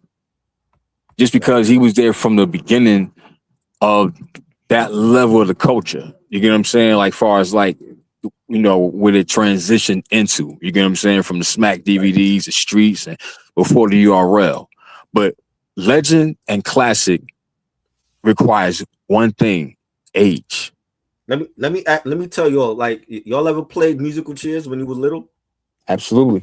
When I was in kindergarten, every Friday morning we would play musical chairs, right? And my teacher, she would play vinyl, and I would bring vinyl to school.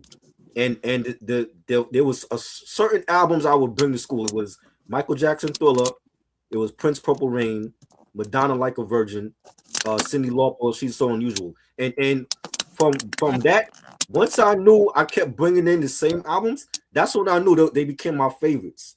But never when I was like 5, 6 years old, I was saying, oh, this is a classic album. No, they were my favorite albums at that time. So like in hindsight, they were classic to me, but I wasn't going around telling kids, oh, this is my classic album, Michael Jackson Thriller. And I didn't use that shit back in the day. You know what I'm saying? That's what I'm trying to explain to people. I'm like, bro, like that classic term is being used too much now. And a lot of these things that people call classic are not classic. You know what I'm saying? It's like it takes time it's gonna take time and you know, there's so many forms of the validation of classics. I'm gonna tell you one: when it's performed live, right? You get what I'm saying? Or when you hear it, you haven't heard it in a while. Then when you hear it, it's like at a party or something. It's like, oh, that's that shit. Yeah. You know? Yeah. Like right now, We Gonna Make It. Let's just say a classic hit. Yes. The crowd gonna say at the same time, fuck the frail shit. Yep. Cause when my coat come in, you're gonna hear police saying when my coat come in, they gotta use a scale that they weigh the whales with. Right. Real talk. You dead ass right, nigga. You know what I'm saying? Yes. So that's just what it is. You know? What I'm saying? So it's like, yeah, maybe J. Cole album will be a classic, but to say it's a classic and it just came out, come on. Nah. Forest Hills is a classic, though. Forest Hills is a classic. Forest Hills is a classic, yes. That Yep. that What I aged will- well over time. What I will say Huh? is, like, try to your point. Sometimes we might not have used the word classic, but you can hear something like, "Yo, this is the industry standard." Like, this is the standard, nigga. When you rap, you need to rap like this. Like, Right. you need to put some songs together like this, like some Right. thought provoking shit. You know? Right. I agree. When Rakim came in, he changed the game with his lyricism, and everybody had to step their lyrical game up. Oh man, yeah, he didn't make it fair. For real. And you know what's But- crazy too, man? He was around. You think about it too, man. One of the reasons why Rakim has the legend status he has today, because you gotta understand he was a beast amongst juggernauts. Right. He wasn't around when it was.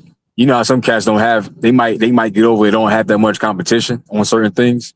He had a lot, and he's, Right. you know, Oh yeah. he reigned supreme, number one. Facts. You know, so Kenny Mack said the Clips new album will be a classic in due time. I agree. I think it's I agree. for sure. I agree. Yeah. Cause some shit don't age. Here's the thing: like some shit don't age as well as others. Right. You get what I'm saying? And a lot of this shit, like, and a lot of the albums that were platinum back then don't age better than the albums that might have went gold. If you get what I'm saying, you know what I mean? Like you got some multi-platinum albums that are still classics, like the old what's that? Wu-Tang Forever, Yeah. All Eyes on Me, Life After Death. You know what I'm saying? They sold some records. That was, you know what I mean? That they sold some records. But they should age gracefully. But some shit that sold records didn't age as well. You know, so Facts. yeah, but again, you know, age and is the age is the soul of the legend and the classics. Right. It's the age. Yeah. You So know? what's a better album? Let God Sort 'Em Out or Daytona? Oh, man. Hold on. What's Daytona again? I forgot. Daytona was all Kanye. That was Kanye's producer. Who? He produced. That was Kanye produced that for Pusha T. I forgot. Oh yeah. You talking about when I forgot? Yeah, when that was when the Drake beef was going down, right? Yeah. And when Nas dropped Nasir, and Kanye said Nas rapping all off beat and shit. I don't like that one at all. He said Nas rapping all off beat and shit. He was. No, hey, listen, man. I would rap off beat too if I didn't know what this shit sound like. You know what I'm saying? Like, yeah, Kanye goofy ass and shit. Cause he said that shit, you know, because he was talking that bullshit with the maker, you know, with the MAGA hat on, and you know, he done fucked up the whole promotion rollout up and shit. You know what I mean? Like, I heard, you know what I'm saying, like, you know, low key, like the niggas was like, man, we ain't even fucking with son, man. How you gonna promote my album with a MAGA hat on? Come on, man. And my shit is like a total opposite, you know? So yeah, he fucked that up. So he can't get mad. He played a part fucking that shit up, man. It's crazy, yo. You know what I'm saying? But yeah, you know, but I ain't gonna hold y'all. I love that album. I ain't gonna hold y'all. I ain't going in front. That's a fucks classic. with it. Daytona's a classic. That's Daytona. So you think Daytona is better than no, I think Let God Sort 'Em Out might I think it's better. You think it's better? But you know what? Let time give some time too. You get what I'm saying? But I won't be surprised if because they came out in two different eras, so that's why it's a little, you know what I'm saying, like difficult to you know, comparison. You get what I'm saying? You know, if they were like a little closer, maybe it'd be a little more easier to, you know, give you an answer. But it's so far apart. That was what 2018 is 2025, 6 and shit. So, right. Hey, man, but that Let God Sort 'Em Out is, I could tell that will be a classic. I could tell. Oh yeah, definitely. I'm gonna tell you what's gonna be a classic, y'all. I'm gonna tell y'all what's gonna be a classic. Mm. You ready? Yep. Reasonable Drought. Reasonable Drought will be a classic. Okay. Reasonable Drought. Will his new album be a classic? That's gonna be the big question. Hey, listen, that's gonna take some time. Listen, I ain't messing with y'all. I know how y'all feel about Swizzy, especially in NYC. No, Yo, I they ain't love him. I'm just saying, I don't listen. know. I don't know what he'll give you. He might give you something from. Hey, Swizzy, you might I want don't to come to know. He might Jersey, give man, you because some New York ain't Douglas tracks or trying some to shit. I hear don't know. it, yo. Some Art Deco fucking productions and shit. I don't know. New York ain't trying to hear it, man. You might as well come over to I want Jersey, to hear man. some banging Swiss Beats production. That's what I want to hear with Stovegard. You know what I I'm know, saying? man. I'm praying, bro. I'm All praying. this yacht rock shit that he's doing. Like, come on, like the drumless tracks ain't for everybody. Like one or two is cool, but the whole album, no, he gotta have some bangers on here. Nah. He got to because that's what made a Stove God Cook album. Like, it has some maybe a few drummers because that's like the culture of the genre. So that's what they all doing. You know what I'm saying? That's the thing. But you gotta have some tough shit with the bass. Yeah. The boom bap to it. You know what I mean? So, Please. but Reasonable Drought. Hey, Mark. Hey, Rock. Have y'all heard Reasonable Drought? I have. Yeah. What did you think? Yep. What you think about it? It's definitely one of them. It definitely to me, that my first impression of it was that he really, to me, it was released in 2020, but I remember thinking this could have came out in the late 90s in terms of the gutterness, in terms of the storytelling. And and another thing is that it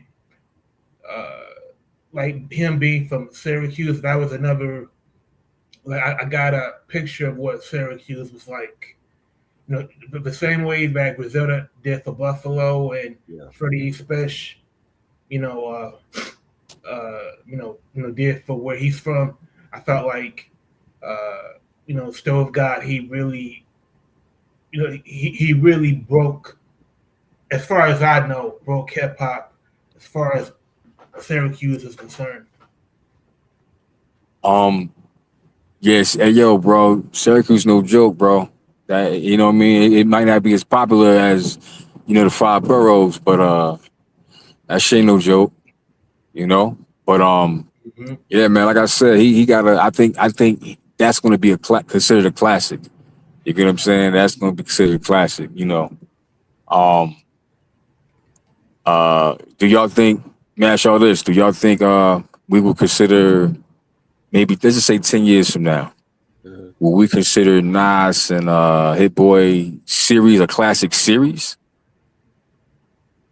See, I like certain ones in this series, like when it comes to like King's Disease. Like I didn't like part one. I like some songs, but not the whole album compared to part. I think part three was the best one. KD3, I think he didn't miss on that one, right? I like the Magic series more because it's like it felt like he was going back to the Nasty Nas era with those three albums.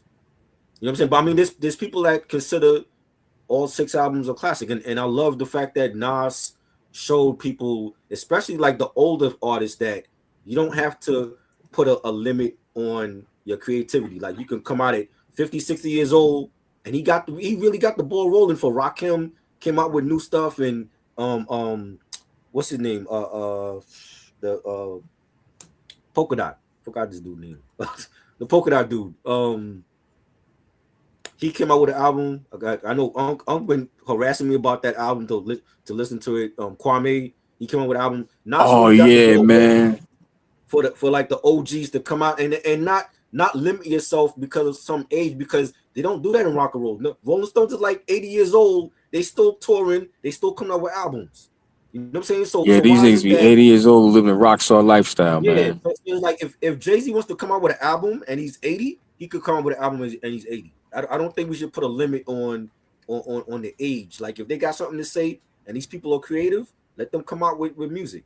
Because right now it's the OGs that's making the best shit compared to the younger artists. So I love the fact that he really Facts. got the ball rolling with that 6 album run. and we may never see an artist of his stature at 50 come out with like great material with 6 albums like back to back. Like that was epic. You know what I'm saying? So like I think the Magic series is great. I love KD3. I think KD3 is the best in that trilogy. You know, but there's people out there that love both you know, trilogies. So I mean, maybe in 15 years we might be like, yo, like the whole KD trilogy was great. Yeah. You know? What about now? What about Secret Zelda? I'm not gonna lie. I got my share of classics, but Right. I love Griselda. I Right. can't keep up with them. Nigga. Hey fellas, am I right? I mean, I listen to everything. It's like the one person to me that's still dropping consistently is Conway. Conway to me, it used to be West Side, but I think Conway has the best discography now in Griselda. Like I've never heard like a whack Kanye album, a Conway album. Like he's dropping consistent music, and his last album was good from last year. He's still dropping singles from that. I still listen to West because I think West Side is like the whole vision of Griselda. So I still fuck with West. Benny, I haven't liked Benny's projects since 10 to Talk 4.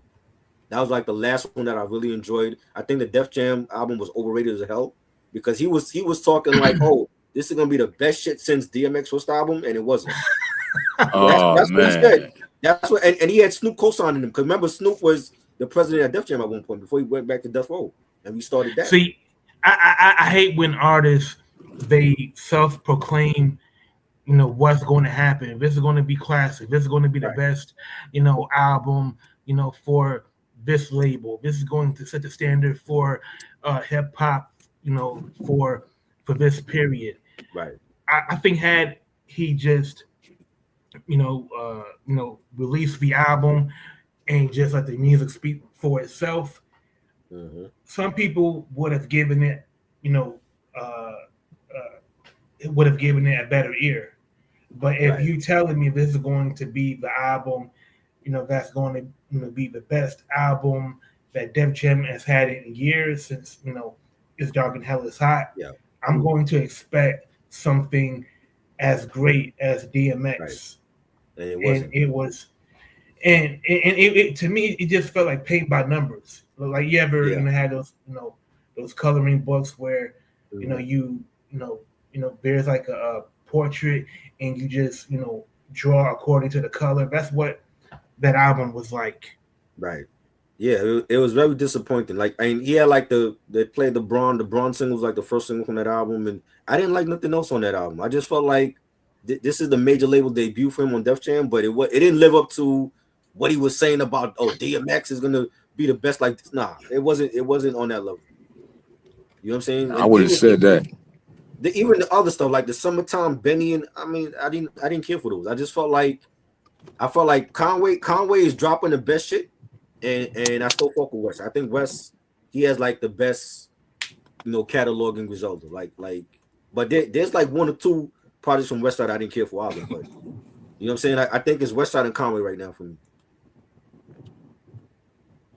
You know, but yo, we lost a hip hop, prominent hip hop head in underground hip hop. Rest in peace, the Lord Sear. He died today. He was 52.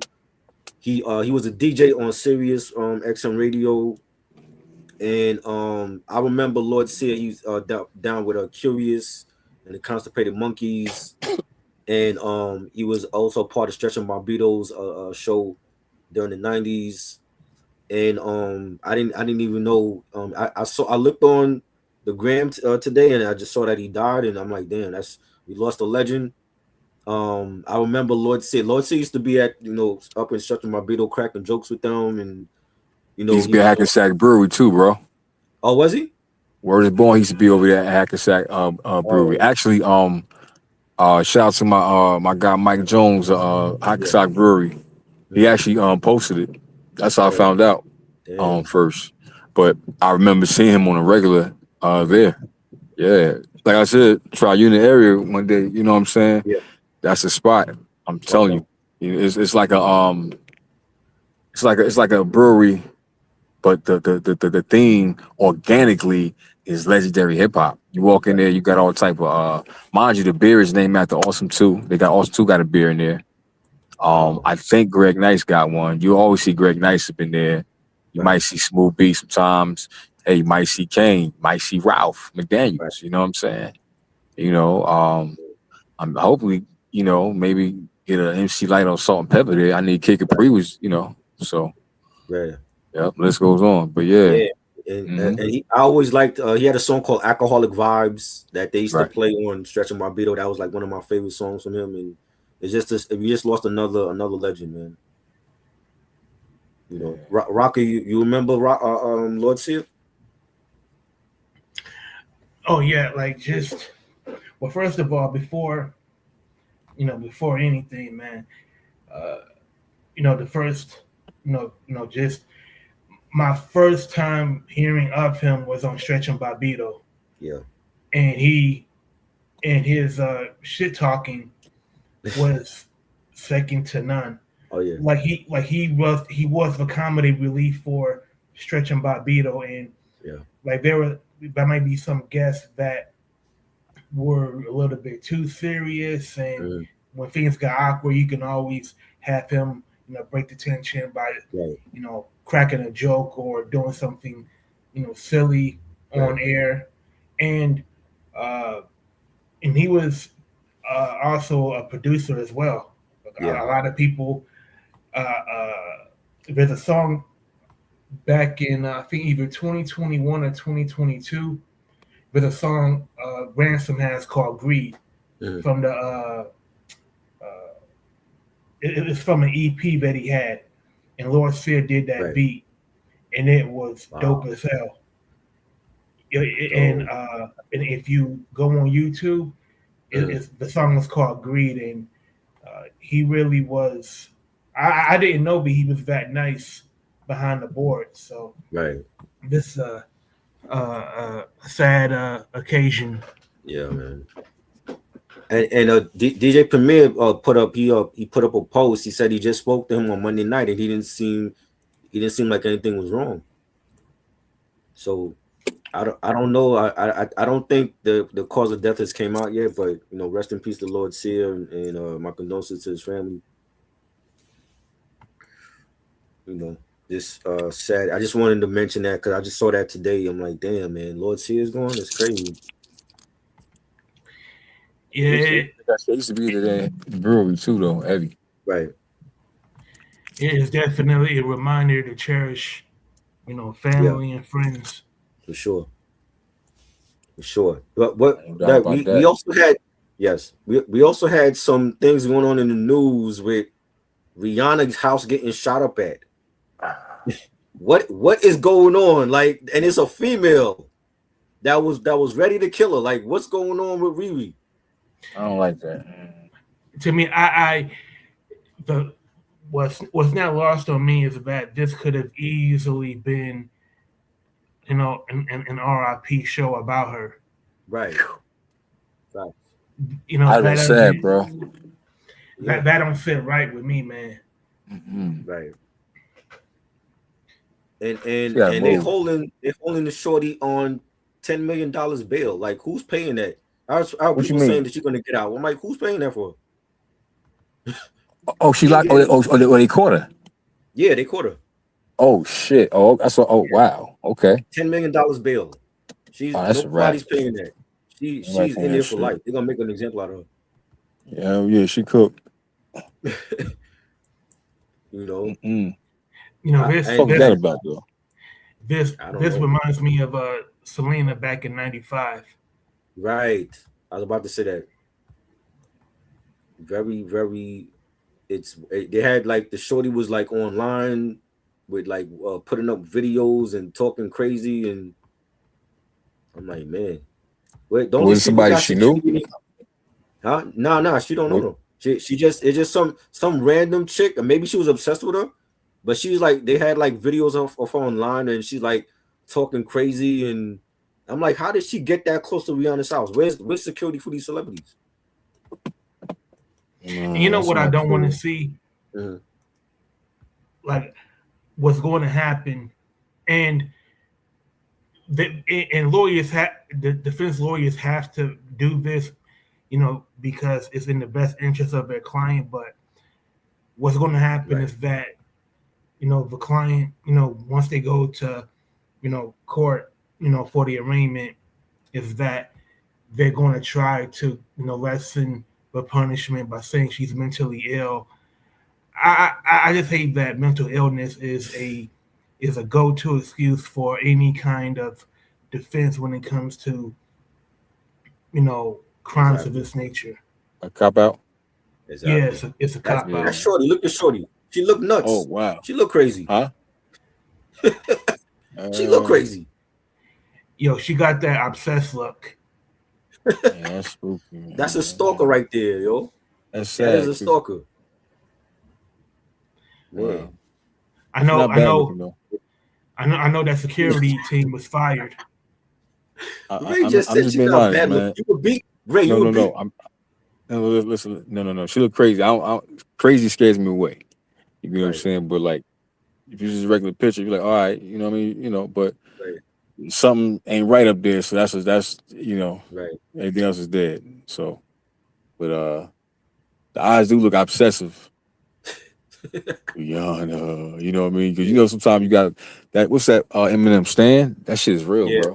Yeah. That She shit a is real. stand for sure. Motherfuckers really be obsessed over these celebrities, man. How is it possible to even get that close to Rihanna's house to start shooting at her? Yeah, And she that's already got you that never. prison jumpsuit on. Yeah. He shot with an AR, bro, so she ain't got to be that close. Right. I mean, but where's security for these celebrities' homes though? They like. She can shoot an AR from across the street, brother. She don't have to be at the Is that gate what she or had? at She the had an door. AR? Yeah. Oh man, that's even worse.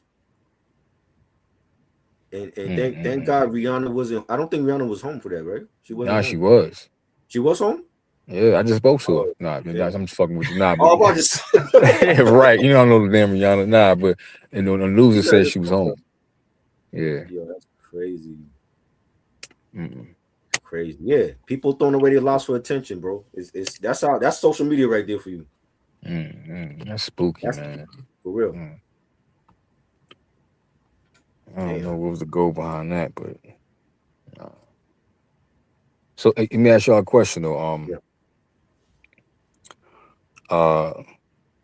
What do y'all think about this whole how can I say it? Back to that whole 50 shit y'all was talking about earlier, right?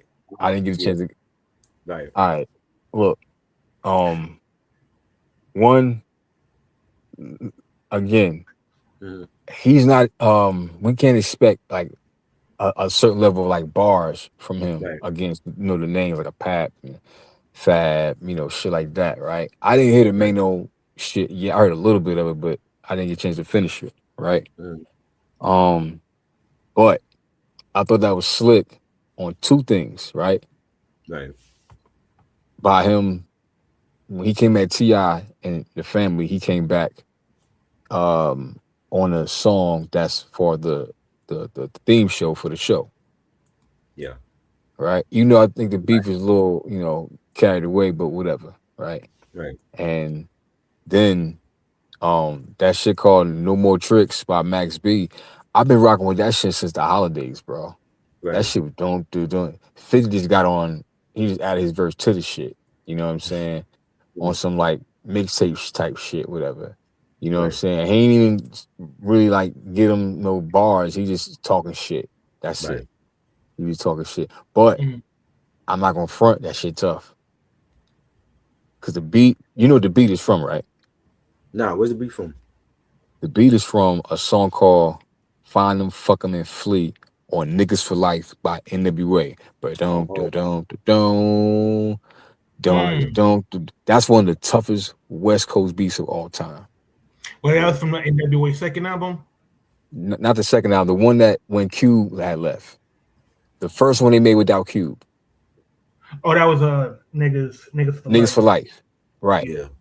That's my favorite album from them. No offense, Q, but That was that's fire. my favorite album from niggas. Oh yeah, I know what you're talking about because that album also had Always Into Something, and that to Yep. me, I think that's one of Dre's hardest beats Yeah. ever. It had Mhm. was it Appetite for Destruction was on that? I think so. Yep. Yeah. Oh Yeah, yeah, that was one of the first videos with $1 million budget. Yeah, Yo, that video Damn. was cinematic. yeah, for sure. That was dope. Yeah, did y'all hear Manos diss to 50? I ain't hear the whole Y'all thing, did? but I didn't even hear it. Man, yeah. you know what's sad about that is that's not even like that's not even worthy of dissing Gayo on. Like if you're going to diss 50, Wow. man, give him a reason to at least meme you. Right. I feel like, man, and the problem was that he quoted the chorus from Niggas Bleed and what's the other song? In Takeover. Right. Like the problem, if you're going to make a diss song, you got to have more lines of your own more than choruses from previous diss songs.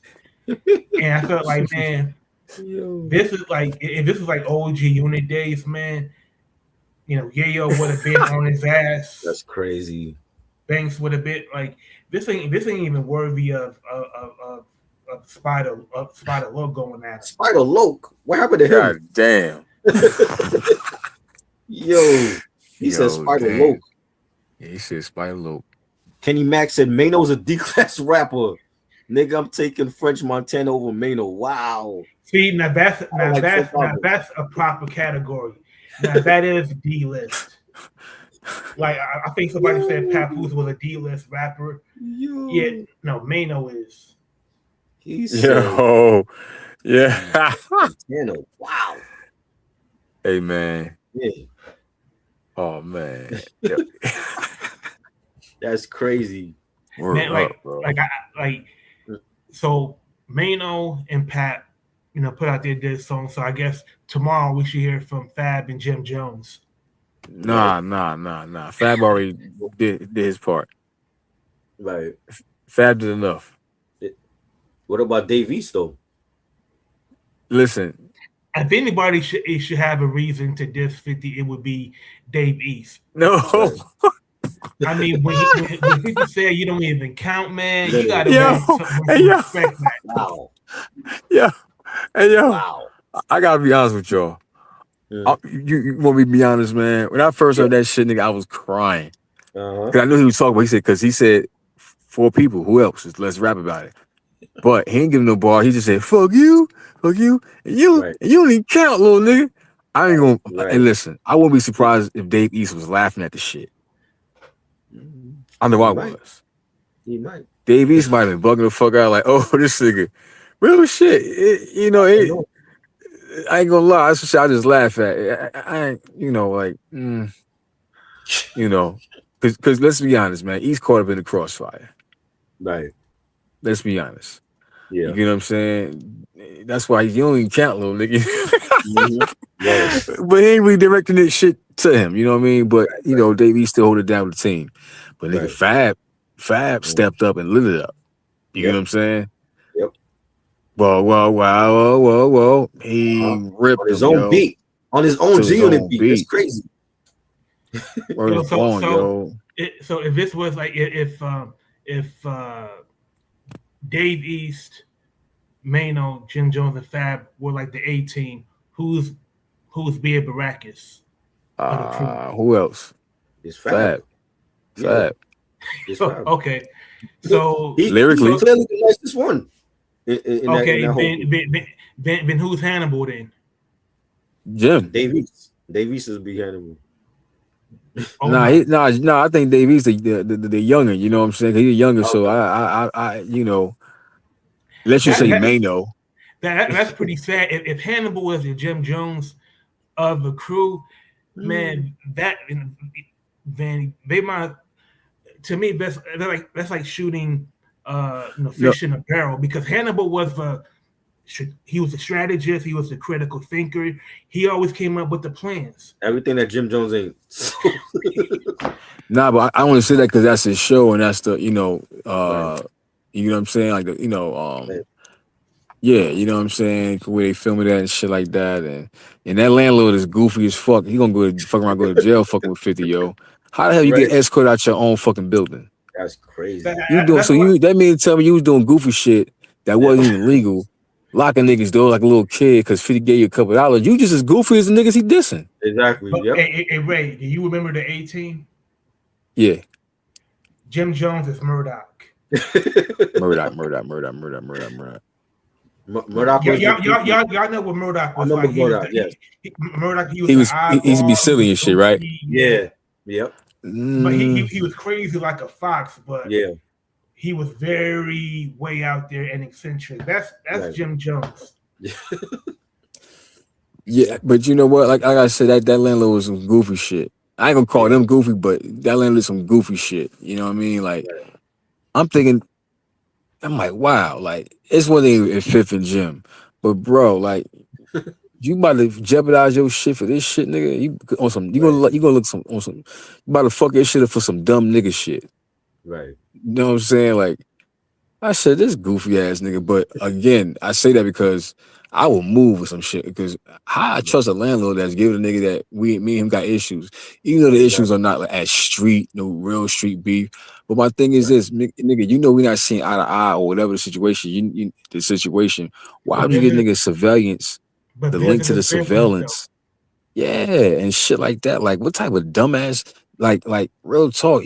Some goofy ass Asian dude. Yeah. Like you goofy as fuck. Looking like, you know, like nigga, if you guys go to jail, 50 gonna be laughing at your dumb ass, and Jim gonna be laughing. You know what I'm saying? The only explanation is that maybe the landlord was sick of Jim Jones shit. That's Like true. I was going to evict him anyway, but this is going to speed up the process. He probably tired of smelling that weed when he walk in that motherfucker. Probably, you know what I'm saying? But hey, he know. Hey, listen, I thought Jim had that building. I didn't know he, whatever. But hopefully one day I'm pretty sure shit he got the bread possibly, but whatever. But regardless of what, that's an unprofessional landlord, man. You see me like, the nigga invested into the space like a motherfucker. I don't care, bro. You don't do your tenants like that, yo. Real shit. Yo, Hell Jim no, Jones. you a goofy ass businessman. I mean, Jim Jones, like he could have. There are battering rams that don't get doors down quicker than Jim Jones did. That's crazy. I'm like, what? I'm thinking that some legit shit. Come to find out that shit was not legit. And I'm like, oh, come on. Kenny Max said, okay, Papa's a C-class rapper. No albums, no songs. Oh, shit. Kenny Max is yo, old, man. Nigga said, fuck it. I mean, he said no classic songs or albums, but let's look at somebody from Papoose lyrical class of that same period. Saigon. I was going to say Cassidy, but Saigon, had the same fate. But I think Saigon actually released albums though. Yo, I'm on some real shit, yo. I thought Saigon was gonna blow up, yo. I swear to God, yo. Yeah. I really thought that. Same. Yo, word up, yo. And they used to have on Entourage and shit, yo. You could tell that he's like one of the next stars and shit. Like back then, they was like the next rappers to take over. At one point, Saigon and Papoose. Papoose had got the $1 million deal and. Saigon, they had the Just Blaze behind them and the Entourage shit, and I'm like, he next to blow up. I don't know what the fuck happened, but it sounds like some politics got in the way with his career. You know what I'm saying? But I ain't gonna hold you. I really thought he was, next up. I think getting $1 million deal, that's like the death knell to any career. I mean, the only person that I could think of that actually had a great career after getting a $1 million bonus was 50. Yep. Oh no, I'm talking about but Saigon, I ain't gonna hold you, bro. Like he really had like a lot of major shit that was like pushing him forward. Right? Am I right, Try? Oh yeah. He was on Atlantic and greatest story never told is a great album. That's one of the best rap debuts for a new artist. And Just Blaze, remember, this is like after like Rockefeller, the Rockefeller breakup. Just Blaze goes to work with Saigon. He gave him a And great Ho was album. on the album. And Ho Right, was on the right. album. And Ho was on the album, right. Word up, But it yo. got deleted by the label, and then it got leaked to the streets, and then he ended up going on Love and Hip Hop, and it was just a lot of crazy shit he was doing.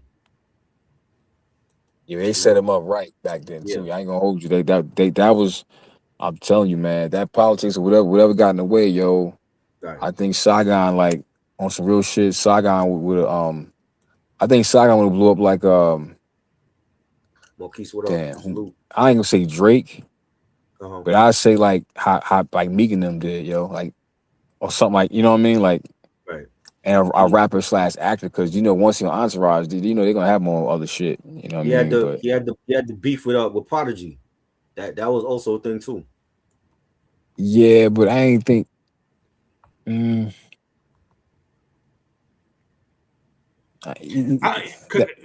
Refresh my memory. Like, what was the beef between Prodigy and I don't Saigon even know. about? That was because of True Life. That was because of True Life. Saigon. That was because of True Life, and you know Saigon wrote True Life, and True Life was talking shit in the Beef DVD. Then they still talking shit on the Smack DVD. You know, shit talking whatever. But I ain't know that's gonna escalate. You know what I'm saying? I just keep it in the booth. But Saigon snuck Prodigy and ran, but he had to run because nigga the whole Queensbridge was there. So once they catch you, it's a wrap. You know what I'm saying? So you know, Queensbridge would be like probably like 40 niggas. Half of them first cousins in that motherfucker. You know what I'm saying? I heard he got beat down by them. I don't know. I ain't know that part. I just know that the footage I saw, he snuck Prodigy and ran. Yeah. Pew. Yo, there's so many people from Queensbridge that you would have to fight just to make it out. Facts. If there's like one project, if there's one hood in hip hop that you don't want no problems with, it's Queensbridge. Right.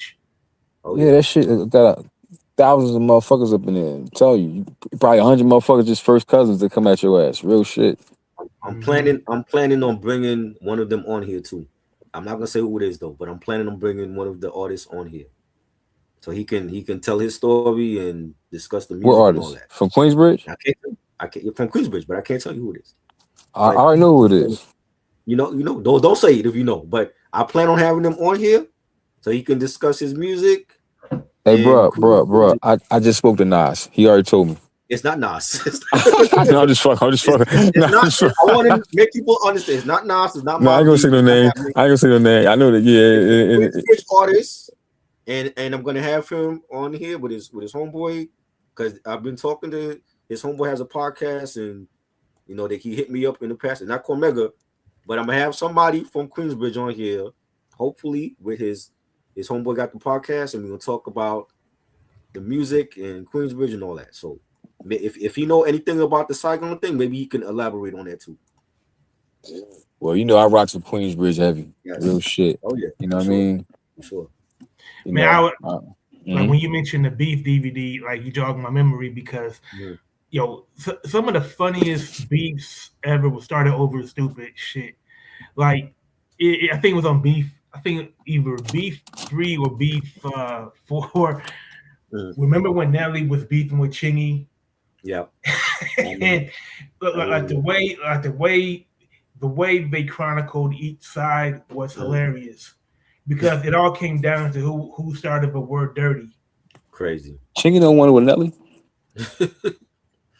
No, I think it was the other way around, because Chingy surprised me with the verse he shot at Nelly. Chingy surprised you? Chingy? Yo, look up. Hey, look up right there. There's a version of right there where Chingy gets at Nelly.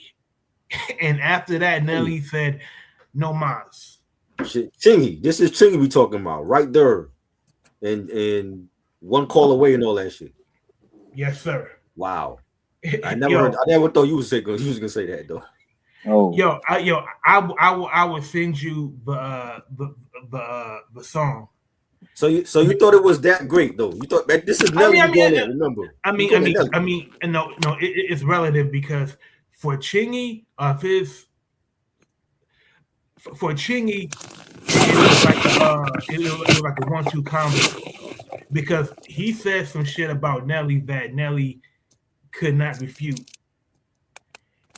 Okay. And to me, like, if you want to say that you're the Don Dada of St. Louis and you're the king, and Chingy, got at you for some things that was kind of backhanded. I mean, I give nothing but respect to Chingy. I don't even think the Don Dada of bullshit. St. Louis is either one of them. I think it's Mark McGuire from the Cardinals. He's the Don Dada of St. Louis. No, or you could look at it another way. Like the real Don Dada wasn't even in the music industry; it was in battle rap. Right, facts. That too. I mean, up to a few months ago, like Averb was, on Mount Rushmore, but shit. Right. Hitman Holla would clear all of them dudes out. Right. Yeah. Oh yeah.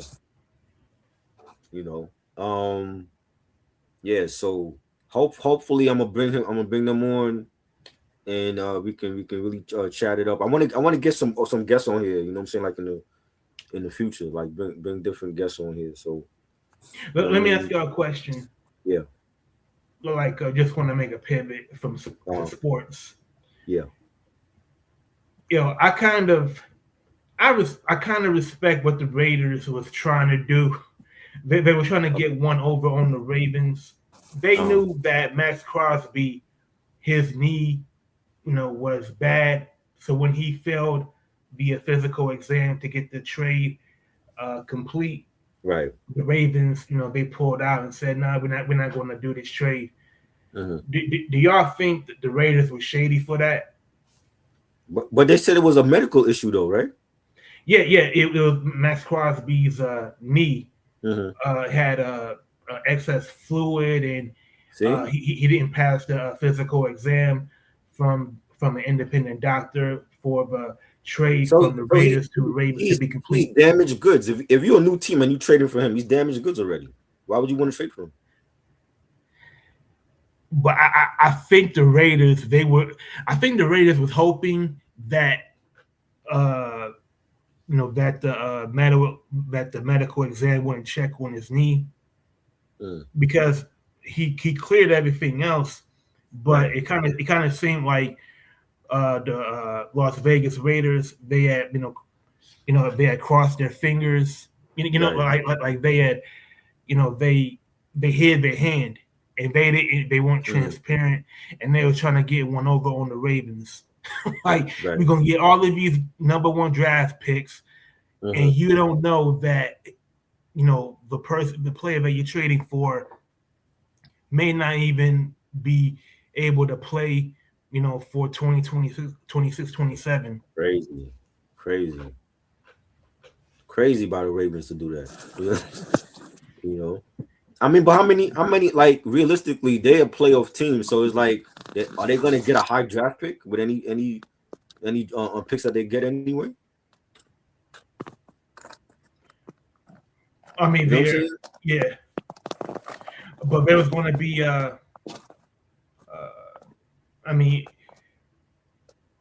but the thing, I think a lot of those picks was going to be like in the high 20s. Because like Baltimore Ravens, they're always going to be perennial contenders, right? So the only way to make the trade, somewhat fair was to try to throw in high draft picks. But I think it makes the Raiders look like they weren't going to do business in good faith. Right. And if you're any other NFL team, you should think twice about doing business with the Raiders.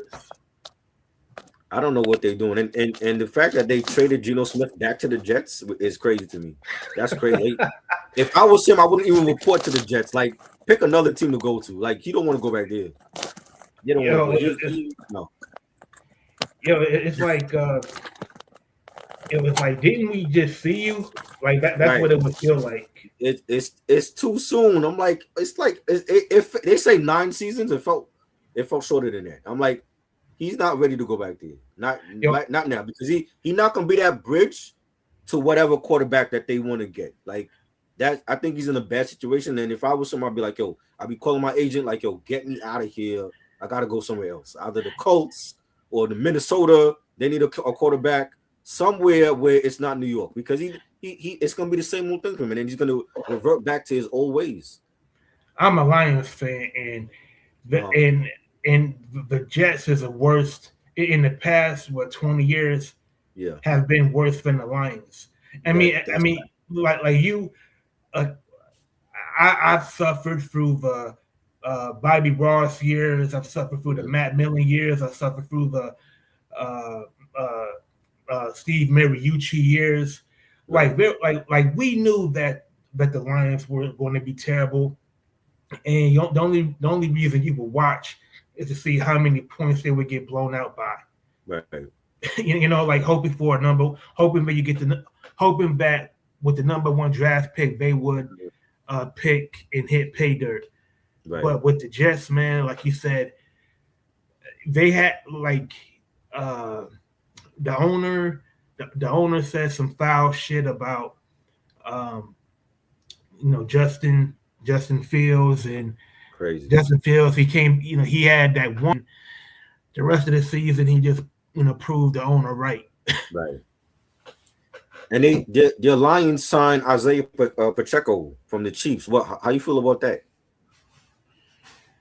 That doesn't address our main issues right now. Like right now, Taylor Decker just retired, so we need a new offensive, lineman to play at the to play on the left side. We got a new center in Cade May, but we like David Montgomery was traded, right? And I could kind of see it coming, because around week 10 of last season, I remember thinking to myself, why are you giving Jahmyr Gibbs third down runs when you got a power back in David Montgomery that can break? He could break tackles, and he can get to the second level. And Jahmyr Gibbs, he's terrible on blitz pickup. So I feel like Brad Holmes has a lot to prove to Lions fans, because he hit on Jahmyr Gibbs, but ever since then, man, he's been making moves that has made the Lions worse and worse. Right. I don't know. I mean, yeah, bro. No, go ahead. No, go ahead, Ray. No. It was. I'd rather you go first, because it wasn't piggyback off. It wasn't. It was off subject a little bit. That's all. Okay. Oh no, I was just saying to Rocca, like, see, when they Lions signed Isaiah Pacheco he's gonna be like share the backfield with Jahmyr Gibbs, but Pacheco can't stay healthy. That's another thing. To me, that's what. To me, even if Pacheco was healthy and could take those snaps, you're not going to be able to win if you have a bad offensive line. Like Jared Goff got sacked the third most times last season, right? And Jared Goff, he only has a few more seasons left where he can play at an MVP level. Yeah. To me, I'm more worried about the offensive line, like Pacheco. He doesn't. That signing doesn't impress me at all. Like going out. I mean, like, I know people are kind of giving Brad Holmes the golf clap for signing Pacheco. I mean, okay, don't just sign any free agent. Right. And another thing is that Kirby Joseph, his injury is worse than we thought. Like, if we can't, like, we're going to have to, fill that hole in the secondary. Yeah. Because, we got Brian Branch, Terrion Arnold. He's going to be, hopefully he'll improve, as as a corner, but Kirby Joseph, he was so good as a safety. Now I fear that teams are uh, just going to target that safety spot and they're going to light us up on the back end. Hey, I still think the Lions are the best in their division. Like, I know the Bears had a good season. They're first in a long time. They're gonna be back. The Packers, they're gonna be there. But I still feel like the Lions are the kings of that division now. So and to me, they really should have been in the Super Bowl like for the last 2 or 3 years. You know what I'm saying? And man, you preach it to the choir. Like Dan Campbell, his coaching decisions, you kind of have to live with, because when he goes for it on fourth down, he makes something out of nothing. But there are times when I wish he would be more selective of when he goes for it on fourth down. Yeah, I I mean, and I remember there was a game that we played against Philly in Philadelphia at Lincoln Stadium. Like it was a low scoring game, and he panicked and he went for it deep in our territory.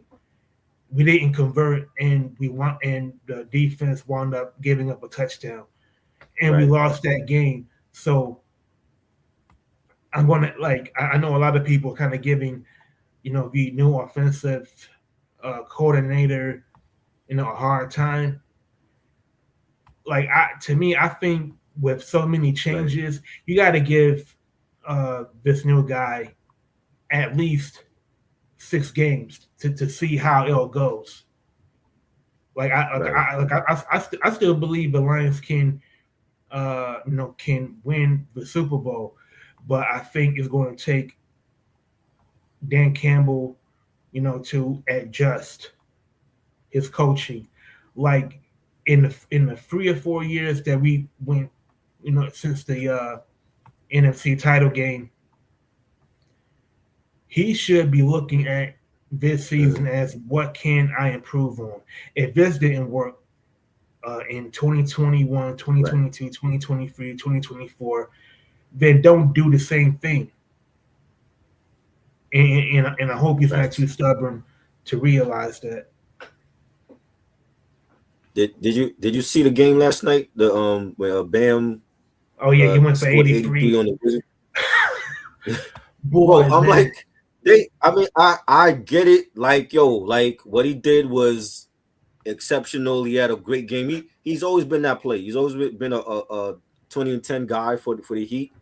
But it's against the Wizards. Like, the Wizards are in last place. I don't care who they got on that team. When they traded for Trae Young from Atlanta, and they kept saying, oh, well, we're gonna pair Trae Young with Alex Sarr, and that's gonna be. I heard people even saying next season they're gonna win the East. They're not winning the East with that team. There's no way in hell. Bam had 40 points in the first quarter. Right. That was great. It's against the Wizards. It's not. He didn't do that against Detroit or the Knicks or Milwaukee. It's against the Wizards, the last place team in the Eastern Conference. You know what I'm saying? I'm like, and what I was talking about earlier, it was Kelly Oubre. Kelly Oubre. He has a weird ass name. Kelly Oubre Jr. threw some shade at Bam in the press conference, and they were going around the league and they were asking people, like they asked Ume Udoka from the Rockets, the Rockets coach, about what Bam did last night. They asked Giannis. They asked different plays. So when it came to asking Kelly Oubre, he says, "Oh, well, Joel Embiid did it better and more efficiently in 3 quarters." So he kind of took a shot at Bam. I'm like, I just felt like that was tacky. I'm like, because it's not. Miami didn't play Philly last night. They played the terrible ass Wizards, and that's the opportunity that you do to throw shade. Instead of congratulating him, you throw shade at him, and I just felt like that was tacky of Kelly Oubre. You know what I'm saying? But I mean, yes, it was a great performance for Bam. He is that type of player anyway. He's 20 and 10. one of the stars for the Heat, but it's against the Wizards. It's like I don't think it was. I mean, when Kobe did it against the Raptors, and they were bad back then. You know what I'm saying? Yeah, This is and before Kawhi got there. Jalen Rose, he was on that team, and he never lived it down. Yeah, exactly. He couldn't guard Kobe. Like Kobe was shitting on him. Like 80, it was 81, but it was against the Raptors. And I don't take nothing away from Kobe. He's the GOAT. He's the Mamba, all that. But it's like when they like it was like if it to me if it was against a good team, that would have been even better. But I mean, 83 points is hard to do in any game. So salute to Bam for having an epic performance. But like, I think this need to like wake up the Wizards fans and be like, yo, we're nowhere near contending just yet. Because if we let one dude get 83 points and y'all got Trae Young and y'all talking about, oh, Trae Young he's the future. He's gonna take the Wizards to the postseason. No, he's not. Not with that team. I will say, like the like when Miami play Philly, I want to see Bam match up against Kelly Oubre. Exactly. So, I know. Miami is going to be going to Bam every time, and hoping that Kelly is guarding him, as they should. Because I just feel like that's not the time for you to take shots. First of all, Embiid is out. So you talking about Embiid did it more efficiently and in less quarters means nothing because he's always out now. You know what I'm saying? Like he's out now. They got Maxey out.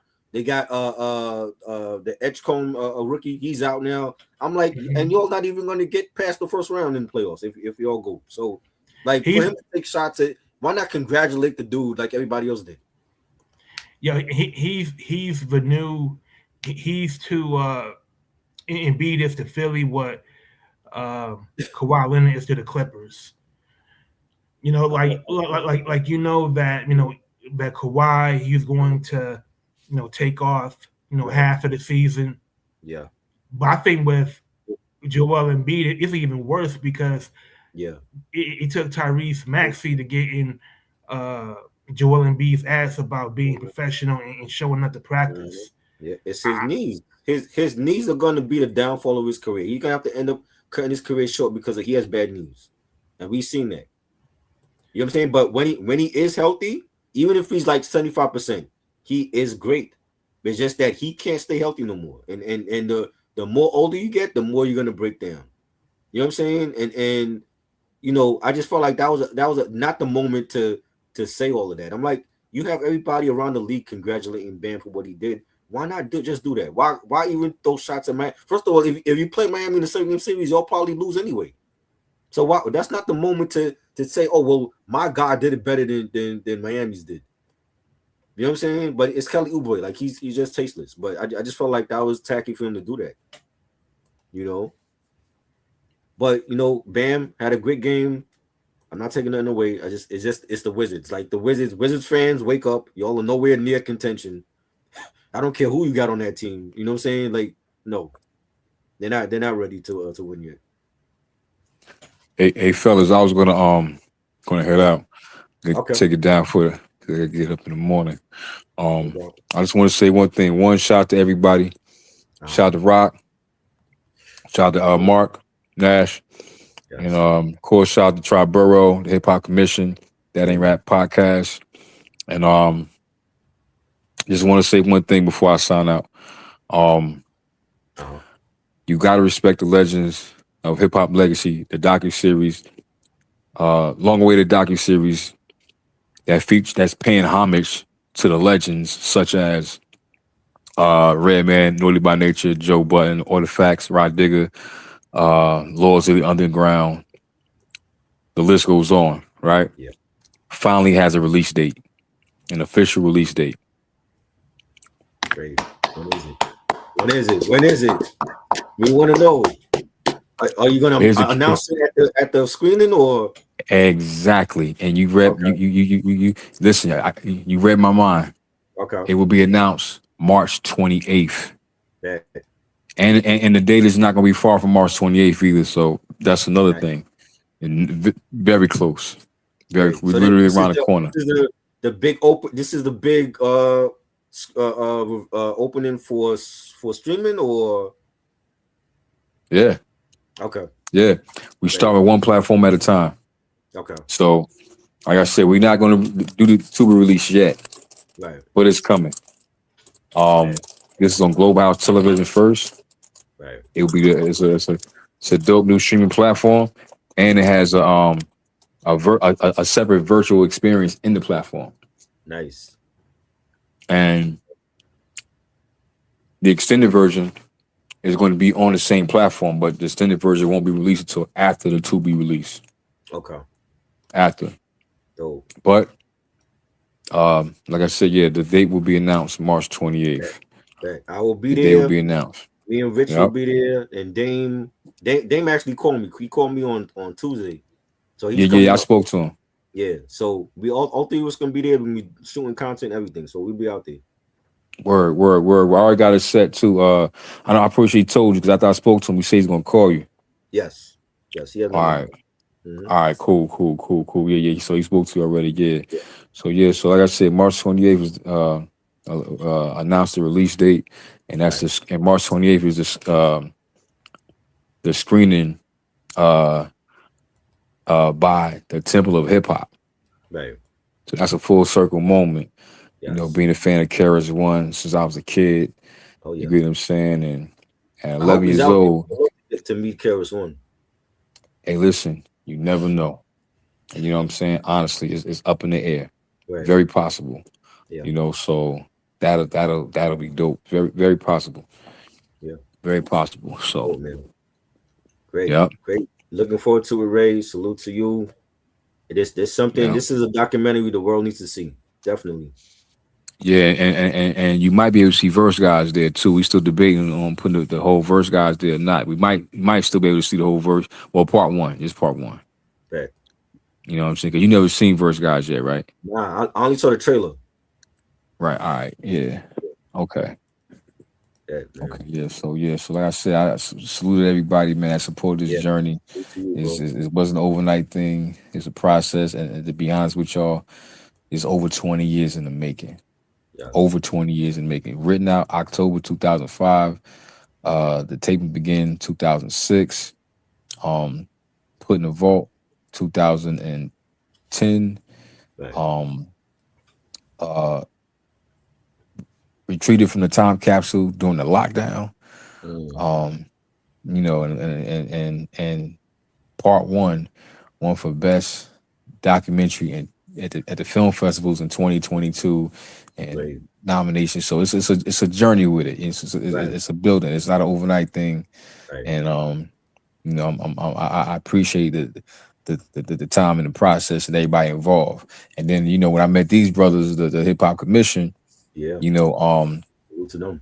It you know what I'm saying, Triborough, you know, Rock, Dame,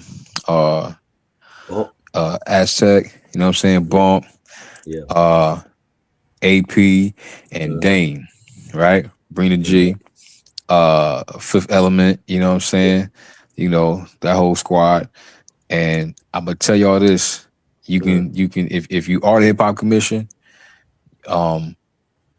from part 2 to Verse Guys 2, you're going to let's just say kind of feel some Hip Hop Commission energy. Low key, some of this, you know, low key, you gotta respect when it comes to I'm not gonna say trailers, but like when we do like the regular like trailer tributes that's not on a docuseries. Right. The energy come from Ultra Mag and Back to the Lab. Okay. Straight up. You know what I mean? Salutes to them, you know what I'm saying? You can tell some energy come from that. You know what I'm saying? And the conversations that we have on this platform, which I think years from now will be classic conversations because they're timeless and we know what we're talking about. Right. You know what I'm saying? So so that's what it is, fellas. Me take it down and get ready for his, you know, for the weekend and shit like that. And you know, so thank you always. Salute to you. Yeah, salute to you, fellas, and I'll be talking to y'all soon. Salute to everybody, man. Salute to the purest of the culture. Straight up. No Take doubt. it easy, Ray. Yeah, man. You got it. Get some rest. Peace. Peace. Yep.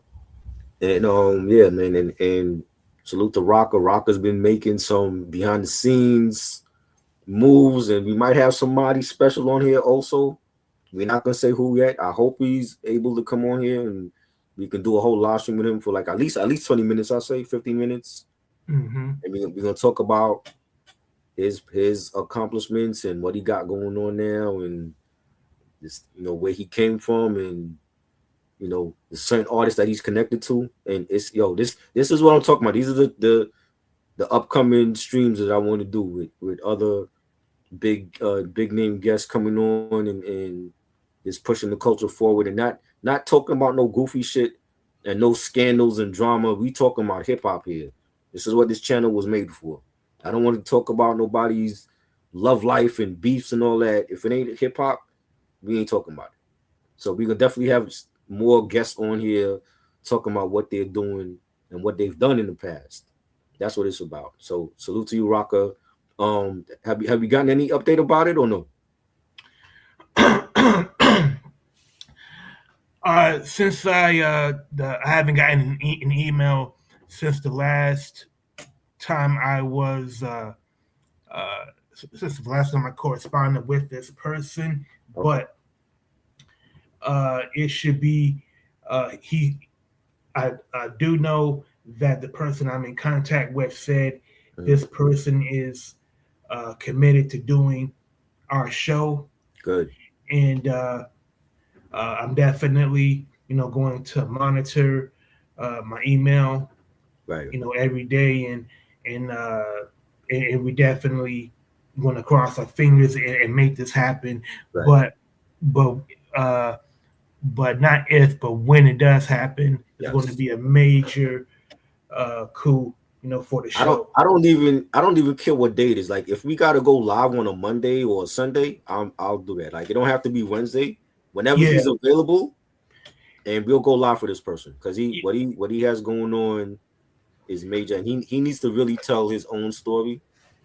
And I feel like it hasn't been told until now, like with him doing what he's doing. But this is why we have these platforms so that we can bring these artists on and they can tell their story to the world. So whenever that person is ready, we'll go live. Hell yeah. Yeah, You know what like I'm saying? this is a guest that Yes. you clear your schedule for. Oh yeah, for sure. Definitely. And this is gonna be one that people are gonna want to watch and check out. And if they're not familiar with this person, they're gonna definitely want to watch this stream when he comes on here. And this is the streams that I get excited for. You know what I'm saying? Because like some of these people are like I've grown up, I listening to them and I've seen them in videos. I'm like just to talk to them on a live stream is just crazy for me. So I'm hoping whenever he's ready, we're gonna have him on. So Oh yeah, and this person, I sent this person, a link to our show so Right. they can get a sense of what our show is about. Yeah. And then I expressed that, this show isn't about, talking about things that have been chronicled time and time and time again. Right. And I'm sure this person wants to feel relaxed and not feel Yeah. like they have to explain Exactly. their entire history in this. Like if you know hip hop, then you know what him and this person represented. Facts. That's what we want. That's what I'm saying. Is just relax, hip hop conversation, and nobody has to feel attacked or bombarded with surprise questions. We ain't doing all that. Mm-hmm. You know what I'm saying? So I hope it happens, and when it do, it's gonna be on here so people can see it. And shout out to the homie Nick, movie AV Impulse, and I know he's working behind the scenes on getting somebody else on to do an interview with, and they gave him their personal email, so that's a good look. Hopefully we can make that connection and y'all can see that too. But that's what it's about, you know what I'm saying? And I love this culture, and I will never steer it wrong, and that's what we here for, to keep pushing it forward for the generations coming up. and fuck all that gossip shit and drama and we ain't about all that here, man. You know what I'm saying? And I just love the music. That's what we want to talk about. The music and the artists behind it. And at the end of the day, it's like that's the timeless conversations people could look back on. You know what I'm saying? Not what Cardi B is going through and what Nicki Minaj said, and see, people forget about that shit after days. Like the timeless conversations when you bring certain guests on and you have these discussions and these debates, and we have great people in the chat. You know what I'm saying? And that's what it's about for me. So salute to you, Rocker, always, and salute to Ray and everybody, Mark Nash, and I saw Uncle Freezy here. He didn't want to come on. He didn't want no smoke with us. He said, "I'm staying in the chat. I ain't coming on with you no more." Was Vanessa playing tonight? Yeah, they beat Utah. It's Utah though. It's like they in last place too. It's Utah. Like, you know what I'm saying? But I know for the Knicks Nation, there's platforms that gotta go live and cover it. I get it, but it's like he didn't want to come on tonight. He's like, I'm watching the Knicks beat Utah. That's all good. You know what I'm saying? Salute to Kenny Mack and Jay Luna, Sam, everybody that came through. Like, comment, subscribe, share. I'm going big this year. Like, I'm not playing. Like I want the big guests on. I gotta make my mark. Like my numbers is going up. My subs. I'm trying to make 1K this year. I want to get to 1K before the end of the year, and I want to like constantly put out content every week that's true to the culture, whatever it is, whether it's music, movies, games, whatever. What I'm gonna stay true to myself and to the culture, and I'm not playing this year. Like, I'm going harder than ever this year. Pause. But yeah, like I definitely want to bring on some big name guests and just have some great conversations about hip hop. Hell yeah. I'm saying so. Thank you, Rocco. We're gonna definitely end this because it's almost 12 a.m. and we definitely gonna be back next week as always, Wednesday nights at 8 p.m. regular time. We started late tonight because I did go to like a couple of Big East tournament games and at the Garden. I saw Providence beat Butler. I saw Marquette and Xavier. That was a good game. I didn't see the last game, but Big East tournament is now. You got March Madness starting in a couple of days, and I'm excited. This is like basketball season. NBA playoffs coming soon. Baseball, they got the World Baseball. I haven't even watched the World Baseball Classic. I was just seeing the highlights, but we got baseball season is coming, and this is the best time. WrestleMania is around the corner. This is the best time for a sports head. So, we're definitely going to go back to like the regular time next week. But this was fun though. Definitely support the channel, subscribe to the channel, get my numbers up. I want to get to 500 by the end of March, early April, and then on the road to 1K. So let's go, man. And thank you, Rocker, as always, man. Appreciate you. Yo, much respect, for